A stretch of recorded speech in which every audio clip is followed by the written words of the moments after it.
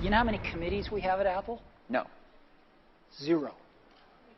We have no committees. No committees. We are organized like a startup.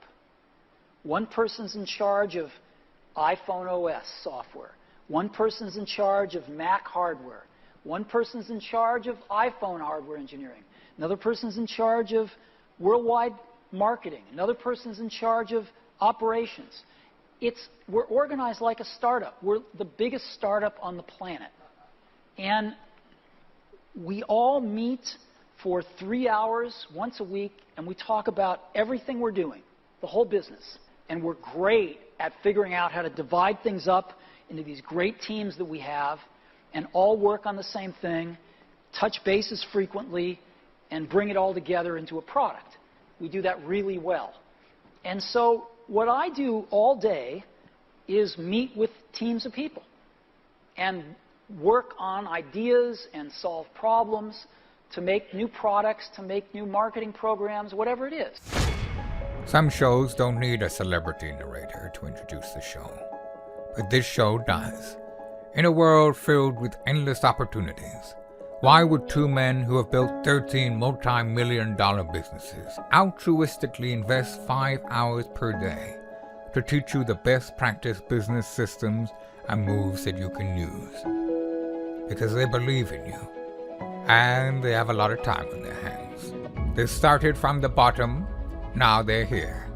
It's the Thrivetime show starring the former U.S. Small Business Administration's Entrepreneur of the Year, Clay Clark, and the entrepreneur trapped inside an optometrist's body, Dr. Robert Zillner. 2 men, 8 kids, co-created by 2 different women, 13 multi-million-dollar businesses. We started from the bottom, now we're here. We started from the bottom, and we'll show you how to get here. Started from the bottom, now we're here. We started from the bottom, now we're here. Started from the bottom, and now we're at the top, teaching you the systems to get what we got. Colton Dixon's on the hooks, I break down the books. The C's bringing some wisdom and the good looks. As the father of 5, that's why I'm alive. So if you see my wife and kids, please tell them hi. It's the CNC up on your radio, and now 3, 2, 1, here we go. We started from the bottom, now we're here. We started from the bottom, and we'll show you how to get here. Started from the bottom, now we're here. We started from the bottom, now we're here. We started from the bottom, now we're here. All right, Thrive Nation, welcome back to the conversation that you love every day. It is the Thrivetime Show, your audio dojo of mojo faux show. And as always, my name is Clay Clark. I'm the former SBA Entrepreneur of the Year, sent here to teach you the specific things you need to do to start and grow a successful business. And Z, today I'm going to say today's show is going to be very fabulous and frothy.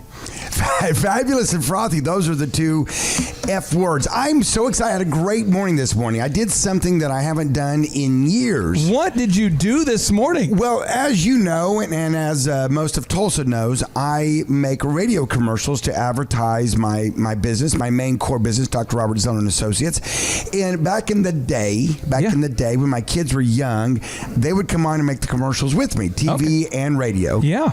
And so now my daughter has graduated optometry school, and she's moved back to Tulsa. Really? And she's gotten licensed in the wonderful state of Oklahoma. Ahoo. Yes. She's joined the practice, and now she's working in there. So this morning, she actually went in and made commercials with me for the first time in a very long time. And it was just so fun. It was kind of like, yeah, boom, there you go. Oh, it's huge. A big boom, huge, right? You know, boom. So that circle's been completed. That's certainly, you complete me. So she got out there. She did great first takes. Of course, all the on your person. I was like, wow, she did awesome. I said, yeah, she's used to do that quite a bit. So anyway, it was just a heck of a lot of fun. Now, inside the box that rocks today, we have an incredible cast of characters. We have my wife of 15 years, the lady who's been putting up with me for a decade and a half, the mother of our 5 kids, a great just addition to the Thrive team. She's a wonderful woman. It's Mrs. Vanessa Clark. How are you there, Bird? I'm doing great, thanks. All right, and now we have a guy he's really a beautiful man, and I wish I was related to him. I wish I could say that biologically somehow we were related, but this guy is really my brother from another mother. This is Tulsa's attorney. You go, hey, I need an attorney. Maybe you're listening right now and you say, I don't need an attorney now, but guess what? When you need an attorney, you need an attorney. When it's time to have an attorney, you already want to have an attorney. You don't want to wait till you need an attorney. This is Tulsa's attorney, Mr. Wes Carter of Winters and King. Wes, how are you? I'm doing awesome. Now, Wes, Z, Vanessa, we're talking today about time management, and specifically, we're teaching out of Chapter 7 of the book Jackassery that I wrote, and this is what's called here. Anything that is not scheduled will not happen. Okay, anything that is not scheduled will not happen. So, Z, I want to ask you. This is kind of a deep thought here. Bridget today was doing deep thoughts. Deep thoughts. Deep thoughts. Okay, so Dr. Z. So Bridget today was on the she was on the recording schedule with you today, right? Yes, we're purposeful in getting her back on the radio. She had to be there. She's going to be the future of the business. She's the face and the voice. And the voice. Did she mystically appear, or did you schedule a specific time and say, hey, let's meet at this time and let's record some commercials? I thought, I said, just show up whenever you want. I mean, it's going to be we'll do something about something at some time, So you just, whenever you feel like it, you just, pop on in and we just all be good. So, you did schedule it though, right? Just say, hey, sometime today, just come on. So you're not, you're not going to give me the answer that I'm looking for. So I'm going to pull it out of you. Of course we scheduled it. Of course I gave her directions. Of course I told her exactly where to go, what time to be there, and she showed up on time, ready to go with a positive attitude, and we knocked him out and we had a fun time. So you're right, it was scheduled, it was purposeful, and if I hadn't done like my little voice was just saying a minute ago and just said, hey honey, whenever you want, you can just pop in. Well, of course not, because obviously the on-air personalities and the production team there at Scripps Radio is very busy. Yeah. And they have to have scheduled, and yeah. But I'll tell you this, someone's listening right now and goes, yeah, but your life is super easy. You don't have a lot going on. In fact, the more money you make, the easier life gets to schedule. That's so easy. So we're going to move on to Wes and ask Wes here. So Wes, you've been in some courtrooms. You've had to call some clients back. You had to review some legal documents, and now you're here on the Thrivetime show. Did you have to make a schedule, or what? How'd you plan your day? I mean, how are you not surprised by the happenings of a day? How do you map out your day? Everything goes on a calendar for me. I am a believer in calendaring everything. So even if it's calendaring time to talk to someone, it's a note to my calendar, call so-and-so, even if they don't know I'm calling them. Oh, now it's okay. So you calendar everything. You're saying that anything that you want to do, you put into a schedule. A schedule, yes, that I can get to from multiple devices. Okay, now I want to ask the person with the toughest schedule in the room. This is a mom. So if you're a mom and you're raising kids out there, you got a lot going on. You got 5 kids. In our case, we have 5 kids. Got a lot of chickens. She's trying to put an electrical fence around the property. She's trying to make sure the kids get to gymnastics. She's always trying to find someone's shoe. Where's the shoe? Why can't we there's always one shoe. Why isn't there not 2 shoes? We don't know. This is a bigger issue. We'll get into that later. Vanessa, how do you sort of map out your day as a mom? How do you just not get, how do you get to a place where you're not just doing nothing and feeling overwhelmed by just all these demands? Well, I think it's so important, especially for those in our audience who are mompreneurs, who they may feel like they want to make their marriage a priority and focus on their husband, also meet the needs of their kids, be a great mom, but here they are in this startup or whatever kind of business they have. So, I don't have my own business, but we have our business. So we really prioritize, and like you said, take that time at the beginning of the day. See, these are the things that must happen. These are the things that are in the business's schedule today. These are the things that are happening with my children today. And then these are the times where I am, going to be with my husband today. So you've got to wrap all of those different worlds into one schedule. So here's step number 1, Thrivers. Step number 1, you must schedule the events of your life that you want to happen. And there's a notable quotable I want to read to you here. This comes at you from Peter Drucker. Who's Peter Drucker? Peter Drucker was a best-selling management expert. For a lot of people, they consider him to be one of the leading experts in modern-day management. And he says this. He says, time is the scarcest resource of the manager. If it is not managed, nothing else can be managed. Let's go a little deeper into that there, Z. So if I'm listening right now and I'm going, I just feel overwhelmed, man. I got text messages flying in. I got emails coming in. I got since this whole internet, the internets, I've got now social media, I've got email, I've got some kind of text thing, I've got all the smartphones making me dumb. I'm not getting anything done. What do I do? Well, here's what you do. You just give up. Yeah, okay. You just give up. And the beautiful thing about it, with all the people that have access to you, just let them figure out what you're going to do for the day. Let them drive the boat. I mean, just put your destiny, your future in their hands. Yeah. I mean, hey, if they've got an emergency or they're going to talk to you about something, then you need to drop whatever you're doing and get to your buddy. There's a notable quotables I'm thinking of. There's always there's a quote that says, let Jesus take the wheel.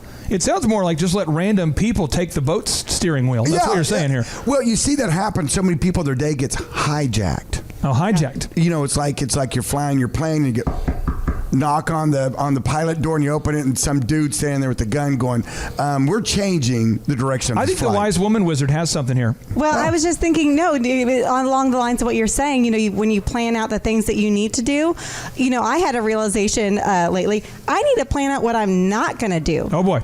Oh. Well, I had this realization. I'd been cleaning my house. Well, not really trying to, but there's no time. You know what? I don't have time to clean my house. I need to pay someone to clean my house. Maybe. How much are you paying? Not very much, $100 bucks. Oh, well. I mean, sometimes I need extra money. I'm just Dr. asking. Z's. I'm just asking. For $110, he'll do it. But listen, maybe I want to pay someone to make some healthy meals. I mean, I don't know. So you need to look at your schedule and what is your highest and best use, and just let those things go. Well, if you're looking for someone to make healthy meals, it's probably not me. Though I do know how to drive to Whole Foods. I do know how to do that. Okay. And as I walk through Whole Foods, I think, this is doable. I was joking when I started off the show. I said we're going to make today's show festive and frothy, but I want to read you the definition of frothy so you kind of understand that I was joking with you a little bit here. Okay. Frothy means light and entertaining, but of little substance. Oh, we don't want that. And I think there's a lot of people that's what life is. It's just light, it's entertaining, but of little substance. They don't get anything done. It's just Right, jackassery everywhere. Well, what happens is, getting back to my analogy, they get their day gets hijacked, and it gets hijacked by somebody who's wanting you to do something that's not on your schedule. And so now you have this balance. Now there are sometimes emergencies that pop up, and you have to make adjustments throughout the day. We get that. We're all humans. We've all had those kind of days. But for the most part, this is a huge thing. If you get out your calendar from yesterday, and you see the things that you had on your calendar from yesterday, all right? And then you say to yourself, did I get all those things done? And you might say to yourself, I didn't have anything on my calendar. There was nothing on my calendar. That's probably why at the end of the day I've been on Facebook most of the day. I went to my job and did my job, but then at the end of the day I watched 5 hours of Netflix. I had something that just happened today. This is very specific. Now, you said hijack. You remember the Dukes of Hazzard? You guys remember the Dukes of Hazzard? Well, sure. Yeah. Roscoe P. Coltrane. There's that whole thing. And then like the dog from that show somehow became the Quick Trip mascot for a while. What was that dog's name? Lamar is what Quick Trip called him. Yeah, Lamar. So anyway, I remember that back in the day. Yeah, so you want to avoid getting your day hijacked. Let me cue up my hijack music, though. This is, remember that? The Dukes of Hazzard? Oh, yeah. Oh, yeah, this song was great. And they're always hijacking people's cars. And the thing is that Roscoe, he used to basically be distracted all the time, and he was somehow unaware that someone was climbing into his car. This always happened. Yeah. And then it would always be the same two guys, by the way, that somehow never served jail time. But they would take his car, and he would always be surprised by it. And so this is what happened to me today. Today, I had a meeting today that started at 6 a.m. Okay, so at 6 a.m. I have a meeting. Right after that 6 a.m. meeting, I have a 7 a.m. meeting with a property management company. They got here right on time. It's called Property Management, Inc. We had a very productive meeting. And now it's 8. And what happened was, this is the thing. I go to change my clothes, and what happens is I go to change. I have my suits all hanging up because I have my new uniform. You change at the office. Yeah, I have my new uniform now, but occasionally I have to wear a suit for these speaking events, these suit events. So I had a speaking event, so I had to go change in my uniform.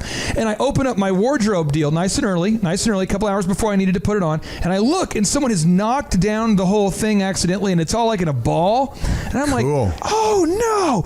And so I called my wonderful wife. She came out here and helped me iron all the clothes, get it all together, make it happen. And I will say that, one, that's a problem, but the biggest thing right here is I have to figure out who hijacked my day. Like, who is the person that did this thing? And then I've got to fix it so it's not a recurring problem. And I think a lot of times people, you have somebody sending you a crazy email, and you say, quit sending me emails. And then you do it again. Wes, you see this all the time in litigation, do you not? You see people that stay in litigation for, 4 years? Years and years. And what kind of advice do you give to somebody who you see it ending in perpetual litigation? What kind of advice do you typically give somebody who you see it, there's no end in sight, it's just going to go back and forth? What kind of advice would you give somebody like that? Well, it's expensive. It's kinda good for very business. expensive, yes. You can either spend your time doing business or you can pay me to litigate for the next 4 years. And I would say this to you. You can either unfriend them on social media or keep responding. You can either block their phone calls or keep taking the calls. I mean, Z, have you ever blocked somebody's call ever? This is going to sound mean. Okay, here we go. Okay, the few people out there that I've blocked, don't listen right now. But yes, I actually have. Okay. So the thing is that one, Thrivers, you need to schedule your day. Just like Wes said, you need to think about your day and go, what are all the things I need to schedule today? But that second step is you got to prevent people from hijacking your day. And so when we come back, Dr. Z is going to be sharing with us a story about how his day, once back in the day, how somebody tried to hijack his day. And what did he do? What did you do, Master of Time Management? What did you do to prevent that hijacking from ruining your day, maybe your week? Just give us the specific moves you did, because a lot of people are listening right now and they go, step 1, I'm making my schedule. Step 2, I'm getting my day hijacked, and then their day gets derailed. Next thing you know, they're living, Z, in a van down by the river. I hate it when that happens. Unless you're down here by the Arkansas River, it's kind of like beachfront property down here. It's practically luxury if you're living in a van by the river. Oh, I can hardly wait to tell the story. It's going to be so awesome. Stay tuned. Eat some Oklahoma Joe's baked beans.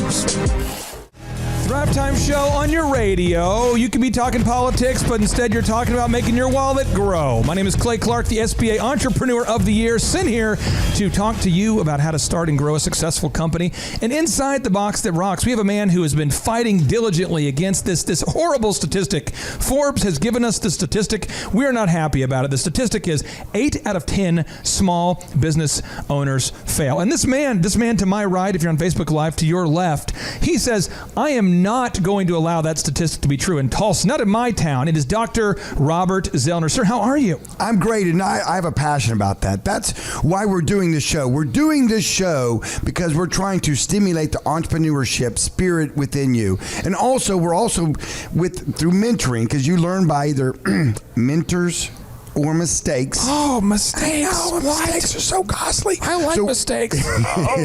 Billy. Well, you can make all the mistakes you want. We actually will tell you the mistakes we made, and then if you want, you can actually go out there and make the same mistakes yourself. So that is your choice. Don't get us wrong. I mean, but we're here. It's a business talk show. Every day, Monday through Friday, 12 to 2, the Thrivetime show. And if you miss part of the show, or if you say to yourself, what did he just say? What did he say? You can actually go on thrivetimeshow.com, and we have all the shows down there as a podcast. You'll miss all the eye candy of the Facebook Live going on here now, because we have Vanessa and Wes on here, two fine people. Yeah, I mean, I'll tell you this, we're doing what we can. My wife is, when I went to college, my wife, caused the wandering eye. So I'm trying to focus, and I would just drift over and wander. And the problem is now we have Wes in the booth, and Wes Carter of Winters and King. This isn't their slogan. I mean, they're known as a reputable law firm. They represent some of the top ministers and evangelists in the country. They represent authors. They represent local Tulsa business owners. These guys are known for being a great law firm, but I know them as Tulsa's most beautiful man. I mean, that's what I know him as, and it's just so hard to try not to try to even pay attention at all, Z, with this kind of beauty in the box. We have to fight through it. We got to struggle through it. We got to focus. This show is going to be a challenge. We've got great topic today, and the topic today is time management. Yeah, and that's the thing I hear a lot from young entrepreneurs, young business owners. I don't have the time. Don't have the time. Very busy. And so today we're going to help teach you how to get the time. So here's the deal. Step number 1 is if you missed it, step number 1, you have to schedule your to-do list. Whatever you're going to do, make a call, as Wes said, you're going to edit a document, anything you're going to do, schedule that beast in your calendar. But then step number 2, you got to avoid hijacking. And there's also different forms of hijacking. And before we went to the break, I kind of explained to you that Z is going to share with us an epic story about how he was able to avoid hijacking. And so I've worked with our team to conjure up a great hijacking soundtrack to have ready that will play underneath this epic story. Are you ready? I love it when you go DJ mode. Here we go. DJ mode. Here we go. Do tell. So there I was in my office, snug as a little bug, up on the second floor of my optometry clinic with my one-way mirror glass that looks out on the lobby and the optical area. And I was sitting there going through my list of things to do, returning emails, doing texting. Look, it's the wise wizard. He's up there working. I see him. Answering phone calls. And lo and behold, there come a knock on the door. And I look up, and a young man walks into my office, unannounced, no appointment. I'm here to take all your time. Just there. And he says to me, I've got something really important to talk to you. Now, this is a person that I know, and so it's not like completely weird, like a stranger off the street, right? And so I'm like, I look up and I say, Oh, Billy. Oh, Billy. Well, what can I do? And I'm sitting there thinking, I've just got that internal kind of like, oh no, it's gonna happen. Well, I feel like I'm getting hijacked.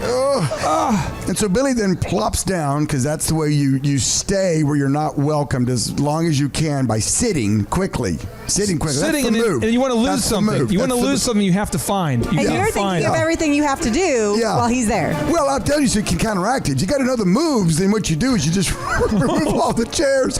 Oh, don't sit there, Billy. That chair's broken. Oh. No, you can't. That was broken too. Billy, watch out. Billy, don't drop This could be it for you, Billy. Billy, there's a trap door right there. Don't take another step. No, so then he sits down, and I'm sitting there going, oh gosh, this is gonna kill something. Yes, what can I do for you?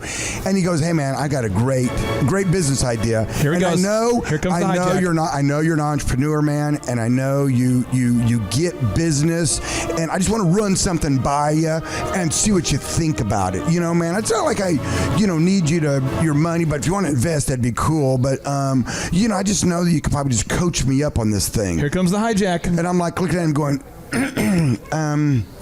you know what, Billy? That sounds like a great idea. Now here's the counter ninja move. Counter ninja move. So I slipped down. I slipped on my black ninja outfit slowly and carefully.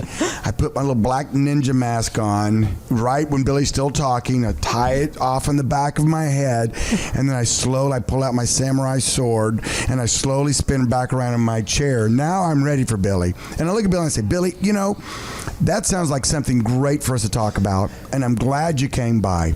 But here's what we need to really, before we talk about it, do you have a business plan yet? I mean, do you have something like you've put in paper? Have you thought about this previous to now? Yes. Do you have something written down? Because that really helped the conversation. And then Billy looks at me and goes, no, man, that's a great idea, yeah. Well, I tell you what, why don't you get something written down? Let's get a business plan written down. I'd love to go over it with you. That's my passion. That's my heart, Billy. Love to do that kind of stuff. And then why don't you call my personal assistant? Let's get you on the schedule, and I'll be more than happy to meet with you about it. Okay, Billy? Okay, man. Yeah, cool. But well, that's a good plan. Let's stick with that plan. Have a great day. I got to run, but you just wrapped it up by asking him to do something that you know that he's not going to do. Yeah, I'll never see Billy again. And now that frees up your time, and you didn't have to have a confrontation or hey, get out of my office. It was a tactful move. I see that you do this move a lot. I don't know if this counts as an official icebox move, but it seems like an icebox move. It's my move, and it's patented. It's called the icebox. And you know what? Anybody listening out there, you can use the icebox as much as you want. And you know what? You're welcome. You're going to thank me down the road. You're going to type in info@thrive15.com. Tell Dr. Z thank you. The icebox is great. Preemptively, you're welcome. And if you didn't do that, you could have very easily been sucked into him wanting you to be involved doing various things that will never happen. Right. If he hasn't got a business plan together, more than likely he's not going to take the steps needed. To talk about his coffee shop idea. And your time would have been wasted. Yeah. So that's what you do. You take that idea and you go and you put it in the icebox. Right? And so you just put it on the ice, you just kind of cool it off, and you say, okay, do this, jump through this hoop, do this, and then let's get you on the schedule. And you might do it. You know what? Billy out there if he does it, then all of a sudden he qualifies to occupy your time. But if he doesn't, he's wasting your time. Ding, ding, ding, ding. You just hit on a golden nugget we need to touch on. Oh, now here's the deal, Thrivers. Now, when we come back, Wes Carter of Winters & King, Tulsa's #1 law firm. These guys are awesome. He's going to be getting into how to deal with the 1-hour call that became the 3-hour call. And Vanessa's going to deal with what we like to call the rescheduler. This is the person who wants to meet you for coffee, and they've rescheduled 3 times, and now you've had the time of 3 coffees invested when you only wanted to meet them 1 time. So we're going to deal with the rescheduler and how to deal with the 1-hour 3-call mega move. That's a dirty move, and as an attorney, you know what that is. They're buying an hour of your time, and next thing you know, you're there for 3 hours. How does that happen? How do you deal with it? And Thrivers, I'm telling you what, right now, before the break, you need to go and find the nearest Oklahoma Joe's. You need to find it right now. You need to Google that beast. Go find it. Have yourself some Oklahoma Joe's baked beans, and then come back here and join us when we come back teaching you time management on the Thrivetime Show.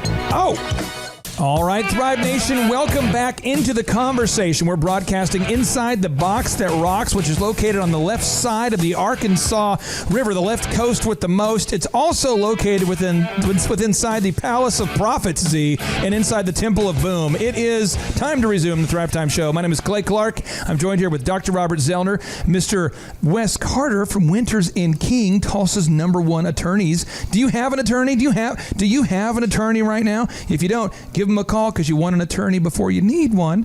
And we're joined here with my incredible wife of 15 years, Mrs. Vanessa Clark. We're talking about time management and specifically how to avoid the hijackers. Now, before we went to the break, we were telling you how Wes is going to educate us because he's an attorney and he has to deal with this situation where I'm going to call it, it's Johnny 3-hour.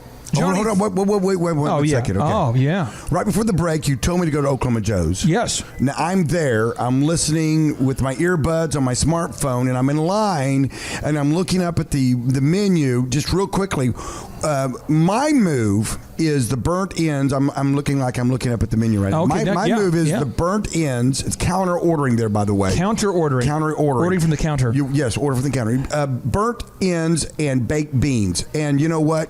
You're there. You're in line. You're welcome. You're going to enjoy it. That's Clay's move, too. He does the same meal. It's meat candy and the best baked beans in the world. It's what makes America great. And I tell my wife, I'm like, hey, let's get in the car. Let's take Aubrey to get some baked beans. Do I not do this? All the time. And you take me there and you say, please get something.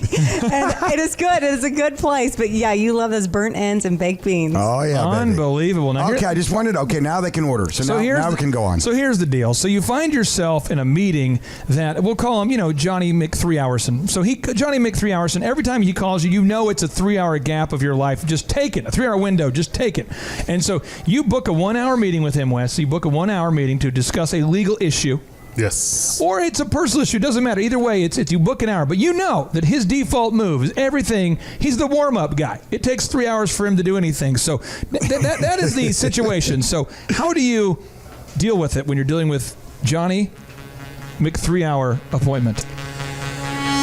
Johnny, it's nice to see you again. Hey, good to see you. I just need to let you know that I have something I have to get to at 2 o'clock. And Absolutely. I know it's 1 o'clock right now. We have a full hour, but let's just make sure we make good use of our time because I'm going to have to cut us off at 2 o'clock. Absolutely. Now, I see you using the old bookend move where you're kind of telling me when the meeting ends, when you have to go somewhere. But you know what I'm going to do? I'm going to open it up to a personal story. Wes, there's a story. 16 minutes later, I'm still going, still winding up there. How do you curtail when he gets into that long-form story, Wes? And maybe I'm just meeting Johnny, so I don't know that I need to bookend him yet. So you get to the end, and you have a decision to make. Okay. Either stick it out with Johnny, because I'm billing him by the hour. Okay. Or if I do that, I'm going to delay all the rest of my appointments for the day. Yeah. Or tell Johnny, look, I'm really sorry. I'd love to continue this conversation.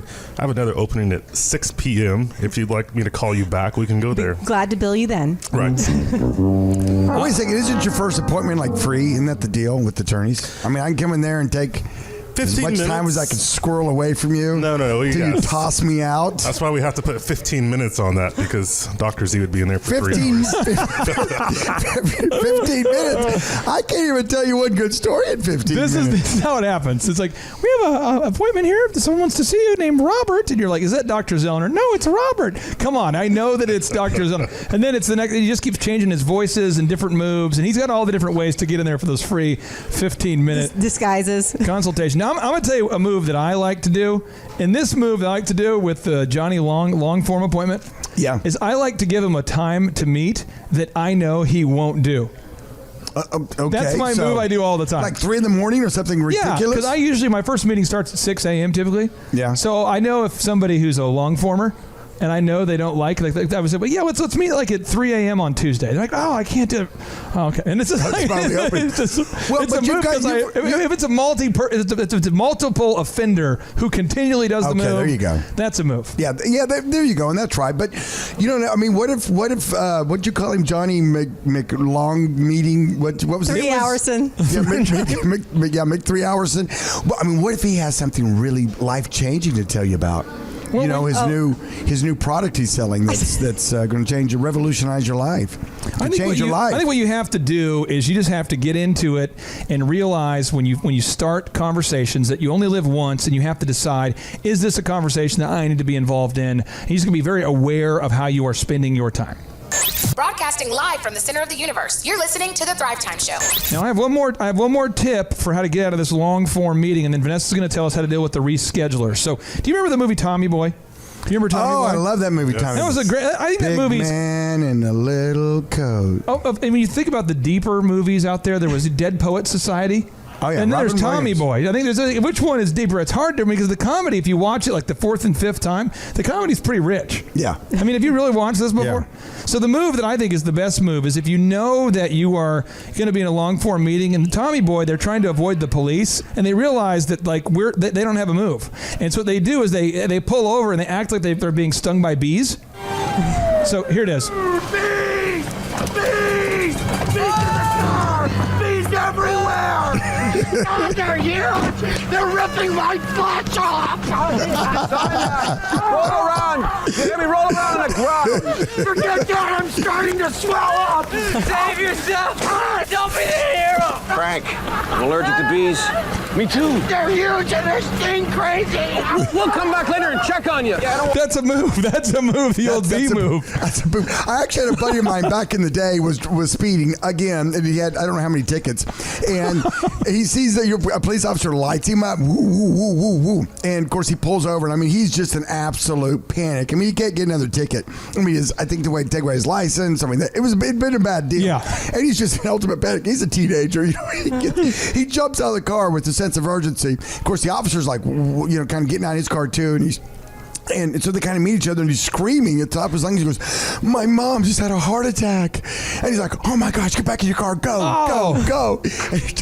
And the police officer that's listening out there right now, I would like to apologize for my friend for doing that. That was probably about 30 years ago, maybe. Yeah, about 30 years ago. We did not share that move. Now, Vanessa, I want to ask you, how do you deal with the rescheduler? Somebody who they schedule an appointment with you, and then they reschedule. How do you deal with that? Well, oftentimes, because a lot of people will come to me about your schedule, and so you are booked out tight, you're booked out solid, and if you've agreed to meet at a time, that is great, and you expect someone to be there at that time. And so if they'll come to me and say, you know what, I'd just like to reschedule, and instead I want to do Tuesday at 10. And I'm looking at them, that's great, they want to do Tuesday at 10, but I know, you're booked out. So I think that the most important thing you can do there is obviously letting people know this is the time I have for you. And then if they don't show up to that time or they want to reschedule that time, you are not obligated to give them another time. You can if it works for you and it's mutually beneficial, but you don't need to rearrange your whole schedule to get this one random time. Instead, I like to say, let me circle back with you and show you the times we can do, but that's not going to be possible. Oh, so you're going with the old direct move. Circle back. Ooh. Yeah. Now here's the deal. Fancy. Here's the deal, Thrivers. Now, if you're listening right now and you're going, I am just struggling to manage my time. That you're not alone. Many people struggle with this. In fact, Lee Cockrell, the guy who used to be he was a former executive vice president of Walt Disney World Resorts. He said the number one excuse that people had at Disney World for not getting their job done was, I don't have enough time. And so we come back, we're going to go into his moves of how Lee Cockrell, the former head of Walt Disney World Resorts, how he would schedule and structure his day to get the stuff done that's going to help grow the business and improve your quality of life. Stay tuned. Thrivetime Show. All right. right, Thrive Nation, welcome back to the Thrivetime Show, broadcasting from inside the box that rocks in beautiful Jinx, America, the epicenter of entrepreneurship. You know, according to Forbes magazine, Z, did you know according to Forbes magazine, Tulsa has been consistently rated in the top 5 cities for entrepreneurs to start or grow a business? Did you know that? I knew that, and there's something in the water. There's something in the DNA here, and that's why humbly submitted we're qualified to do the show. I mean, you, quite frankly, Clay, you really are probably the world's best business coach, and I say that with all sincerity. You've done a great job. You've grown tremendous businesses. You've sold some. You still have some interest in some, and you've been business coaching now for how long? 4, 5, 6? Well, what happened is in 2007, when we received that Entrepreneur of the Year award, we spoke at Rose State College. Yeah. And a lady there put her hand up and said, "Hey, I need help with my business. Could you help me?" Sure. And then we had a mortgage company reach out, and then it was an insurance company. So pretty soon, we had about 5 clients, and I didn't even have a name for it. Yeah. It was just like, I'll get you to the top of Google. And because no one really knows how Google works, but I had to make my business work. And no one knows how to do cold calling. And there's no systems for these things. It's all like these hocus pocus, smoke and mirrors things. So really, I would say 10 years. 10 years. So 10 years. So you've been doing it. So when you approached me a couple, 2.5 now, I keep saying 2, but it's coming up on 2.5 years now. Yeah. When you approached me and you Shark Tanked me, you got on my schedule. We scheduled it. I came and you talked to me, and you cast the vision of being able to scale business coaching, i.e. making videos of successful business people, and then having it accessible, kind of like a Netflix, if you will. I call it the Netflix of business school, business coaching. And we did that with Thrive15.com. Why is it Thrive15.com? Because we want you to thrive in your business, because we know 80% of them fail. And we are going to stamp that out. And why 15 minutes? Because each video is around 15 minutes, plus or minus.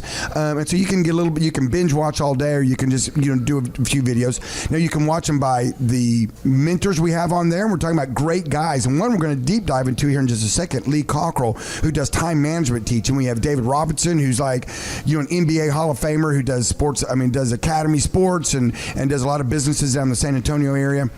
And then we have other great people from around the country. Levine, that's Michael Levine. This Levine, guy, I keep pronouncing Michael it wrong. Levine, and he is the leading PR consultant for. He actually personally has worked with Michael Jackson's family, with Michael Jackson himself, with Prince. I don't know Prince. I mean the purple one, the Prince of Purple. Yeah, Pizza Hut, Nike. So we have these are the kind of mentors we have on there. We film them, we put them in categories, and for $19 a month, you can get on there. So when you came to me and you said, "Listen, I've figured out business coaching," and I said, "Yes, you have. You've done a great job. But now I've got to scale it, because that's every great business to the next level." And that's what we're going to teach you how to do on the show, is to have a great idea, how to then nurture it into a business, and then how to take that business and take it from being a job to an actual business where you can scale it to where you have other people doing it. And if you can't get down time management, if you can't do time management, it's tough to do a business successfully. Now, here's the deal. Lee Cockrell, Lee Cockrell used to manage 40,000 people. So imagine, by the way, if you wake up in the morning and you know you have to manage 4 people, imagine how that feels a little bit. Okay? Yeah, well, I've been there. I mean, today we're doing some adjustments to the call center. Okay. And so I have to get this stuff on the whiteboard so that everyone knows what's going on. Because if not, it's just chaos, okay? And so imagine 40,000. This would feel like this in my mind. This is how managing 40,000 people would feel. You walk in with your briefcase. Oh, yeah. You get in there in that parking lot about midnight, knowing that you control 40,000 people. Late, so you're late? You're so late. Are you real early or are you late? I don't know. What you want to do if you're managing 40,000 people is you want to go to bed. You want to go to bed before you wake up. That's tip number 1. No, but seriously, Lee Cockrell, he made a system where he was able to manage this place diligently and successfully for over a decade. Here are his moves, Z, and we're going to unpack them, okay? There's 5 moves. Here we go. Okay, move number 1. You must have 1 day timer and 1 to-do list for your one life. Z, I want your take on it. I want your take on it, Wes, and I want your take on it, Vanessa. Here we go. 1 day timer, 1 to-do list for your one life. Why? Why 1? Why not having 2 day timers or 2 to-do lists? Why do you have to have 1?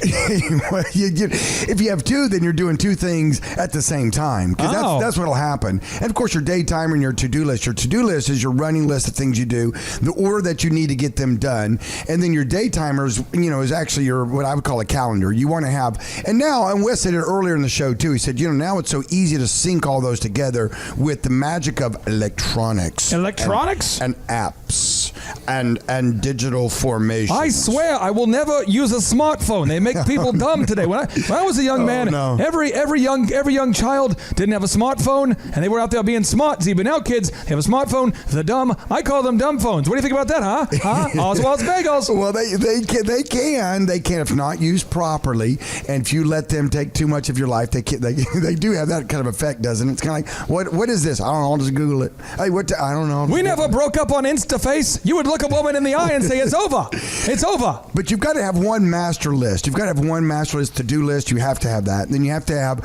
one calendar, one day timer, however you want to call it, that has all your to-do list for that day on there. So, it's kind of a no-brainer, but you'd be surprised how many people get scattered in that. They may have someone that said, oh, no, you had lunch today over here. And you're like, no, I had lunch. I want to ask Vanessa this. I want to finesse this because you have a Suburban. We have the Suburban. Yep. And in there's 5 kids. Yes. All of which are going to different things. Yeah, have their own schedules. Our 9-year-old has got his 48-inch riding Husqvarna mower that he's trying to get. He's booked me for lawns. He says I need to drive him to, correct? Right. So you've got that going on. We have ballet lessons. One of our kids is doing really well in the gymnastics game. Our twins are learning gymnastics. There's a lot of stuff going on. We had music lessons last night with Merton. True. A lot's going on. How do you organize it all? What do? Do you mentally picture it all, or do you put it down somewhere? How do you do it? What works well for me is, like I said, I have some time blocks. I have time blocks of where I know I need to be at the office and focused, and that's where my focus is. Then I have a time block where I'm with the kids or I'm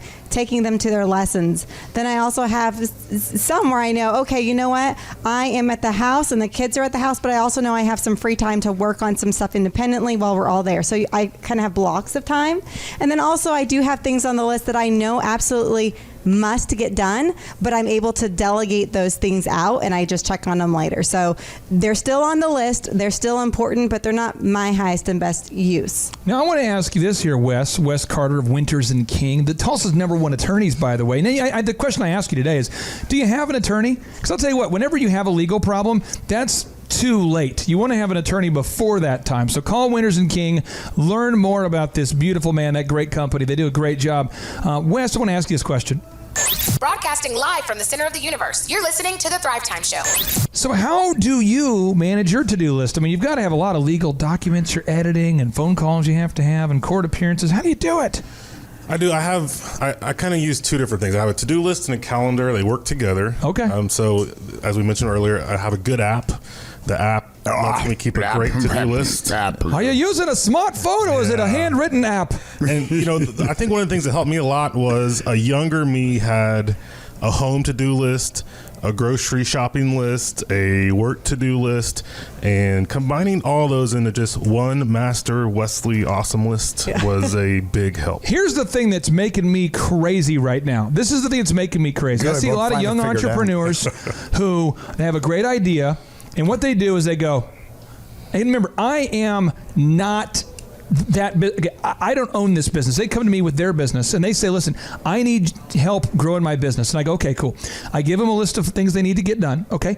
And then each week they come back and go, oh, I forgot. Oh, this makes you so mad. It makes me crazy mad. And then I go, and I say, listen, I want to help you be successful, but I'm not going to continue to coach you if you're not going to drop by to get your stuff done. It's making me crazy. Okay. Because by the way, if you make a commitment to yourself and you honor it, it creates this thing called confidence. And if you don't do it, it creates dissonance, which causes you to feel bad about yourself. The point is, do what you say you're going to do. And then they'll say, well, what time management software do you recommend? And I'm like, here's first for you, I want yellow pad mode. Yeah. You write that beast down. Then we'll move on to something next. And they go, well, I'm doing Basecamp, but I can't get to sync with my Gmail and my Yahoo. And they create a technology barrier, Z, that prevents them from doing basic things. It's like they can't find their password, bro, and their login, bro, and it doesn't sync with. There's a place for technology, but there's also, you don't want to create that barrier. Hey, you know what? The old KISS rule applies. Keep it simple. Somebody. I'll just say somebody. Somebody, yeah. I'll say somebody. I don't want to say stupid because that would be mean, so I'm not going to say that word. But, get out a big chief pad. I like a number 2 pencil because it's just fun to write with. Go old school if you need to. I mean, circle in those ovals. I love it. Now, give me a number 2 pen. Get it really sharp, and just go old school. I like yours because you've got yours on. Where's your pad? Where's your to-do list? Mine is out there on the bar. It is on the bar. She's on the bar. On the bar, and you have it down. You have it highlighted with all your little highlight colors. It's a super list. It's a super list that you get done, and you know what? Just go old school on that. You don't have to have all these 87 different apps that ding and chime. And can we share what the list is? So everyone at home can use this. It is an Excel document. It is an Excel spreadsheet. Yeah, I use just the Google Drive, the Google app there, the Google Drive, and all it does is I can access it from anywhere, and every morning I print it out. And if I have anything I need to do, I write it on my list. Now, Travers, when we come back, what we're going to do is we're going to get into more of Lee Cockrell's super moves for time management. How did he do it as the head of Walt Disney World Resorts? We'll tell you when we come back. Boom.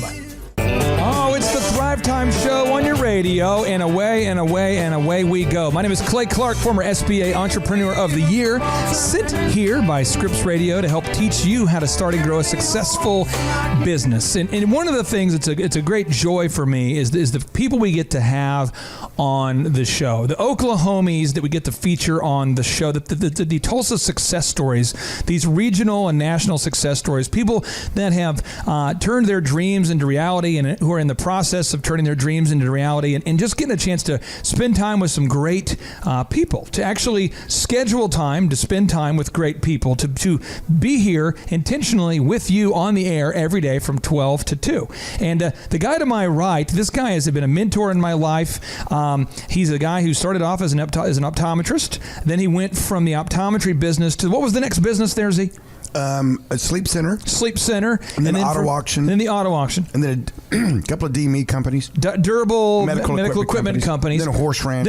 Rock and Z Ranch. And then an online school. And then a radio show. And it all just makes sense. If you put it all radio together. show. Oh, that's this show. Yeah. So here's the deal, though, is in order for you to build up all these things and to say yes to all these things, you've had to give up some stuff. You had to say no to some things. And so Lee Cockrell says this. This is Lee Cockrell's step number 2 from his book, Time Management Magic. This is how the man who used to run Walt Disney World Resorts would tell you how to manage your time. He says, you must assign the right priorities of urgent, vital, or important. What he's saying is you have to classify what has to get done versus some things that would be nice to get done. So for me today, Meals on Wheels, there's a guy named Mr. Calvin, who's a former client of mine. He said, hey, I want you to run a call center for me during the month of February.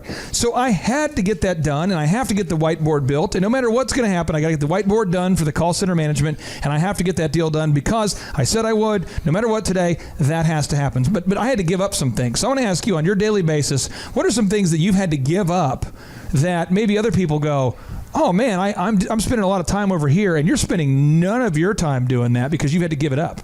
Well, can I go old school? Go old school, man. Well, I remember back in the day, I was going to Union High School here in Tulsa, Oklahoma. Okay. I was 13 years old. Yeah. Actually 14. And I missed I didn't go to any home football games. Really? Yeah, I wanted to, but I didn't go. You know why? Why? Because I had a job, a J-O-B, a job, and I learned early on that in order to be successful, you had delayed gratification. So I said, you know what?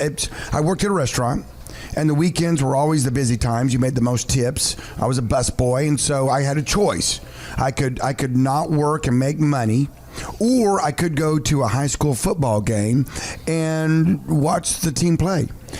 You know, but the point is I'm trying to make is that, you know, a lot of times people think their choices are in time management. It's really what you're not going to do, but it's also what you're going to do in that time. If you say to yourself, well, I'm not going to go to the football game, but I'm going to sit home and watch Netflix all night, you know, that's not being as productive as it can be. You know, you're not really delaying your gratification. You should be working on your business when you're not doing the thing that you would be perceived as fun. Because you know what? Eventually, when you build up your business, eventually when you get you have time freedom and money freedom, then you know what?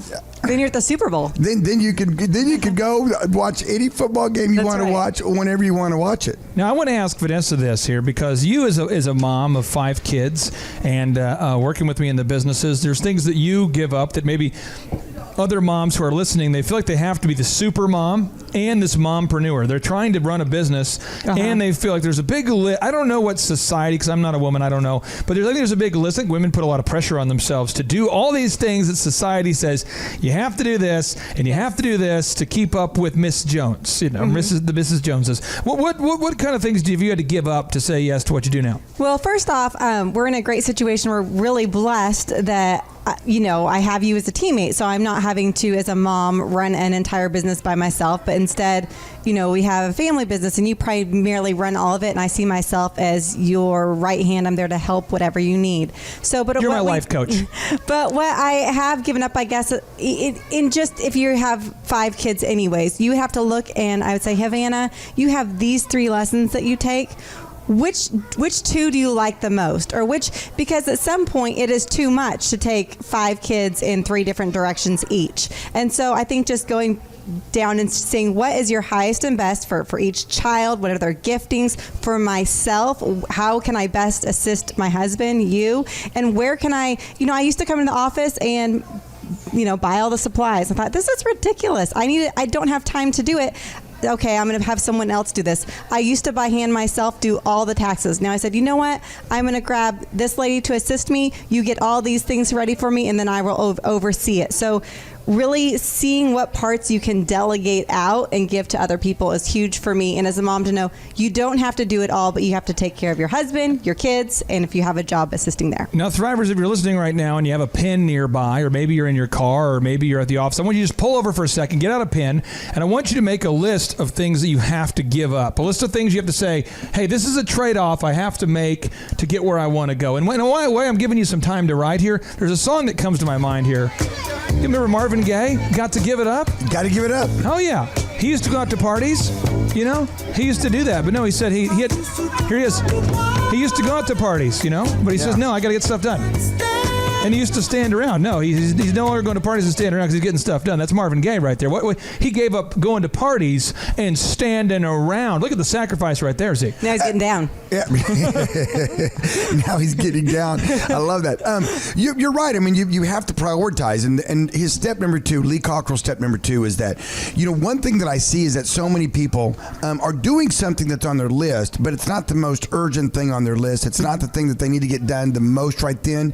And there is something in your brain that has to click on and say, what is the most important thing? And if I'm not doing that right now, why am I not doing that? And then to try to shift your focus and your attention on there. Because once you check that off for the day, once you check that off for the week, once you check that off for the month, guess what? Then you can go to step 2. But if you're not here wasting time on all this other kind of trivial stuff, and then this glaring thing at the top of your list that's like flashing the red neon sign, urgent, urgent. You got to get on that. See, that's going to require you have got to actually think about what you're doing. No, not thinking. Right, and not just mindlessly going through each item of the list and checking it out. I am a robot. Because then you realize, wait, I could have, only needed to do half these things, and these don't even matter, or I can give to someone else, or you need to think about what you're doing and what the purpose is, what you're trying to accomplish. I think part of that's planning time to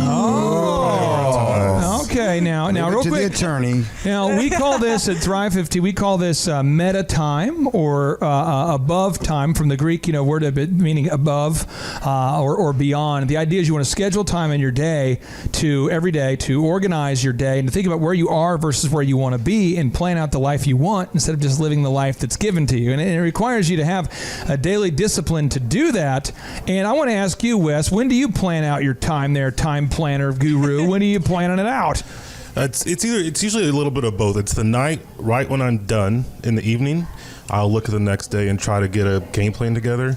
And then first thing in the morning, I'll reprioritize as necessary, because sometimes I wake up and I already have 15 emails that are everybody has an emergency. So it's like Dr. Z mentioned, it's knowing what you have to get done. Because if I don't start on those early, it's going to be 4 o'clock when I get to those, because I've been wasting my time all day. And then I'm missing dinner with my family, putting the kids to bed, because I was prioritizing the wrong things all day long. There's a book by, some people pronounce it as Ayn Rand or Ayn Rand. This book is called Anthem. She's also the person who put together The Fountainhead and Atlas Shrugged. Broadcasting live from the center of the universe. You're listening to the Thrivetime Show. One of the thoughts that she has that kind of blew my mind when I read the anthem for the first time was that she discovers that people who are successful have found a way to prioritize their life over everything else. And then when they do that, they have the time freedom needed to actually help more people. It's this weird thing. So, so as an example, today, I'm just giving you an example, Thrivers. If you're going, I want to come in the office and see what you're doing. Okay, well, here's the deal. I have to get the logo, the cover made for my new book. And I have these books where I wanted to get them all done. I'd written all the manuscripts, but I wanted to get them all done right away. But it's a book called Do Your Job, a look under the hoodie of Bill Belichick. And the idea is it's a fun book for management principles. It looks really good. But I want to get that done so that way many Thrivers that know that I constantly reference the Patriots and in their awesomeness and their excellence. And I have to say, you must send one to Belichick and one to Todd. To the whole team, in fact. The whole team needs a book sent to them. I want to. And the thing is, I am obsessed with the Patriots, and so I had to design it. I sketched it out. Vanessa knows I went back and forth with working titles. Yep. That's not the kind of activity I'm going to do during my work day. So I have to prioritize, hey, this really matters to me and my family really matters to me. So I have to figure out when am I going to do that. And I know a lot of people who you want to become an entrepreneur, but for some reason you can only prioritize getting something done for your clients. So for your clients, so you as an attorney, you as an optometrist, Z, you as an incredible wife, there's always people putting things on your to-do list, and you do them because you want to be excellent, and you want to be honest, and you want to be accurate, and you want to do a good job. So good. But are you putting things on your list for yourself that are for you? Because if not, you're just going to end up doing what everybody else wants you to do, Z, that you're going to end up just doing everyone else's to-do list. I tell you, it's a beautiful thing when you see a person that can manage their life and be what I call a powerful person. Powerful person. What does that mean? That means someone that is doing the things that are on their list, their priorities, and taking care of their stuff. What they're not being, they're not a rudderless boat in the sense that the wind's blowing and just whatever way the wind's blowing, that's how my boat's going to go. No, they've got a rudder down in the water and they are steering their boat. Sometimes they've got to go upwind. Sometimes they're going against conventionality. Sometimes they're saying no to people. Sometimes they're saying no to certain situations, and what they're doing is sometimes delaying gratification, and they are fighting through time waste obstacles like a ninja. Now here's the quote she has from the book Anthem, which I encourage everybody to read. It's so good. It's from the book Anthem. She says, "My happiness is not the means to any end. It is the end. It is its own goal. It is its own purpose." Now I read this. This was so freeing for me because here's an example. It's when you start a business, you have to work so hard. So when Wes first became an attorney, you're out there doing whatever you can do to drum up clients. But now you have so many more clients reaching out to you than what you could possibly handle over there at Winners and King. And so you have to decide, is this a good client? Is that a good client? Is this a good fit? And so for me as a consultant guy, before we built Thrive15.com, I was coaching all these individual business owners. And one thing I realized is that if I don't like them, that is justification enough to not work with them. So I remember the freeing thought of walking into a meeting with a client, and I said, "Hey, I've told you I think 9 times to start the meeting on time. I can't remember how many times, but I can't go into the next meeting. I can't stay late." And they're like, "But we're paying you." And I'm like, "Let me review this. I don't need you as a client. My focus today is my happiness. And so henceforth, you're not a client. And I'm going to refund you, and then you're gone." And they're like, "But we need you, the stuff you do. We need the search engine. We need the website. We need the print pieces. We need the photos. We need the PR." And I'm like, "Okay, then I need you to be happy in my presence. At least pretend to like your spouse and not argue in my meetings." And they're like, "What?" Because these are husband and wife team. "What?" I'm like, "No, seriously, do not bicker in my office because I don't want the negative waves, Moriarty." And they're like, "Okay." And the whole thing changed when I let them know that, hey, this is a priority for me. This is a true story. These things happen. So if you're listening right now, I want you to make a list. What are the things that just irritate the heck out of you that you can control? The things you can control. Don't make a list about things you can't control, but the things you can control. And when we come back, we're going to dive deeper into Lee Cockrell's time management super moves. And if you're looking for an attorney, go over to Winners and King. Check out their website. Hire Wes Carter. Hire Wes Carter. All right, Thrive Nation, welcome back into this Thrive Time Show conversation. And with much elation and jubilation, Dr. Z and I are here to help you increase your compensation by helping you dominate that whole time management game. Time management can be so hard. It can be so hard because if you have any level of ambition at all, you have these things you want to do. I'll call them proactive things.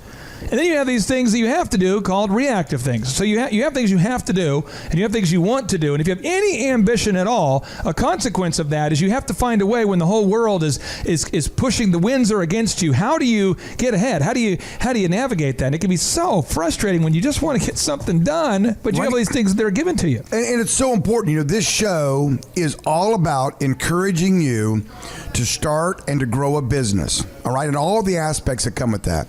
And so you've got to understand that the majority of people out there, the majority of entrepreneurs that start a business, they have another job. What? They may have 2 jobs. They may have 3 jobs, in fact, because why? Because they're not making any money. We have an interruption here from Bernie Sanders here. Interruption from the Bernie Sanders program here. Oh, no, not What is going on? People are working more than 36 hours? Are you kidding me? People today should not work more than 36 hours. It's unethical. See you later. I'm headed back to the Limbaugh show. I have a quick question. Sure. For Z and for Clay and for Wes. You know, I love this idea of the schedule. Everything makes sense. But what, you know, when you're in that cycle where you are being bombarded, you feel completely overwhelmed, you're at the bottom. How does someone who's there right now in our audience, how do they get out of that? They're thinking, I can't even catch up to where I need to be. How do I start making a proactive schedule? You just give up.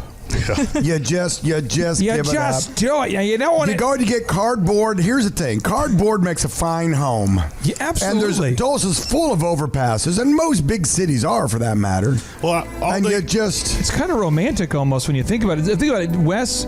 You, me, a piece of cardboard, just markers. Let's pick a nice overpass. There's a good one over there at 169. Thinking there. You know what? I was thinking the same one over there. No, 169 I-44 where they meet right there. Maybe we can build like a 2-story cardboard. They have that, like dude pad. They have that clover leaf. We could just, you guys like this too much. We could put a tiny home in the middle of that clover leaf area. And I'm sure the property values. Wes, could we get access? I mean, is that an eminent domain? You can't technically put a tiny house in the middle of a clover. Clay loves the clover areas. Maybe we can get you an easement or something. Okay. Oh, there you go. See, you just got to think outside the box. No, what you do, Vanessa, that's a great question.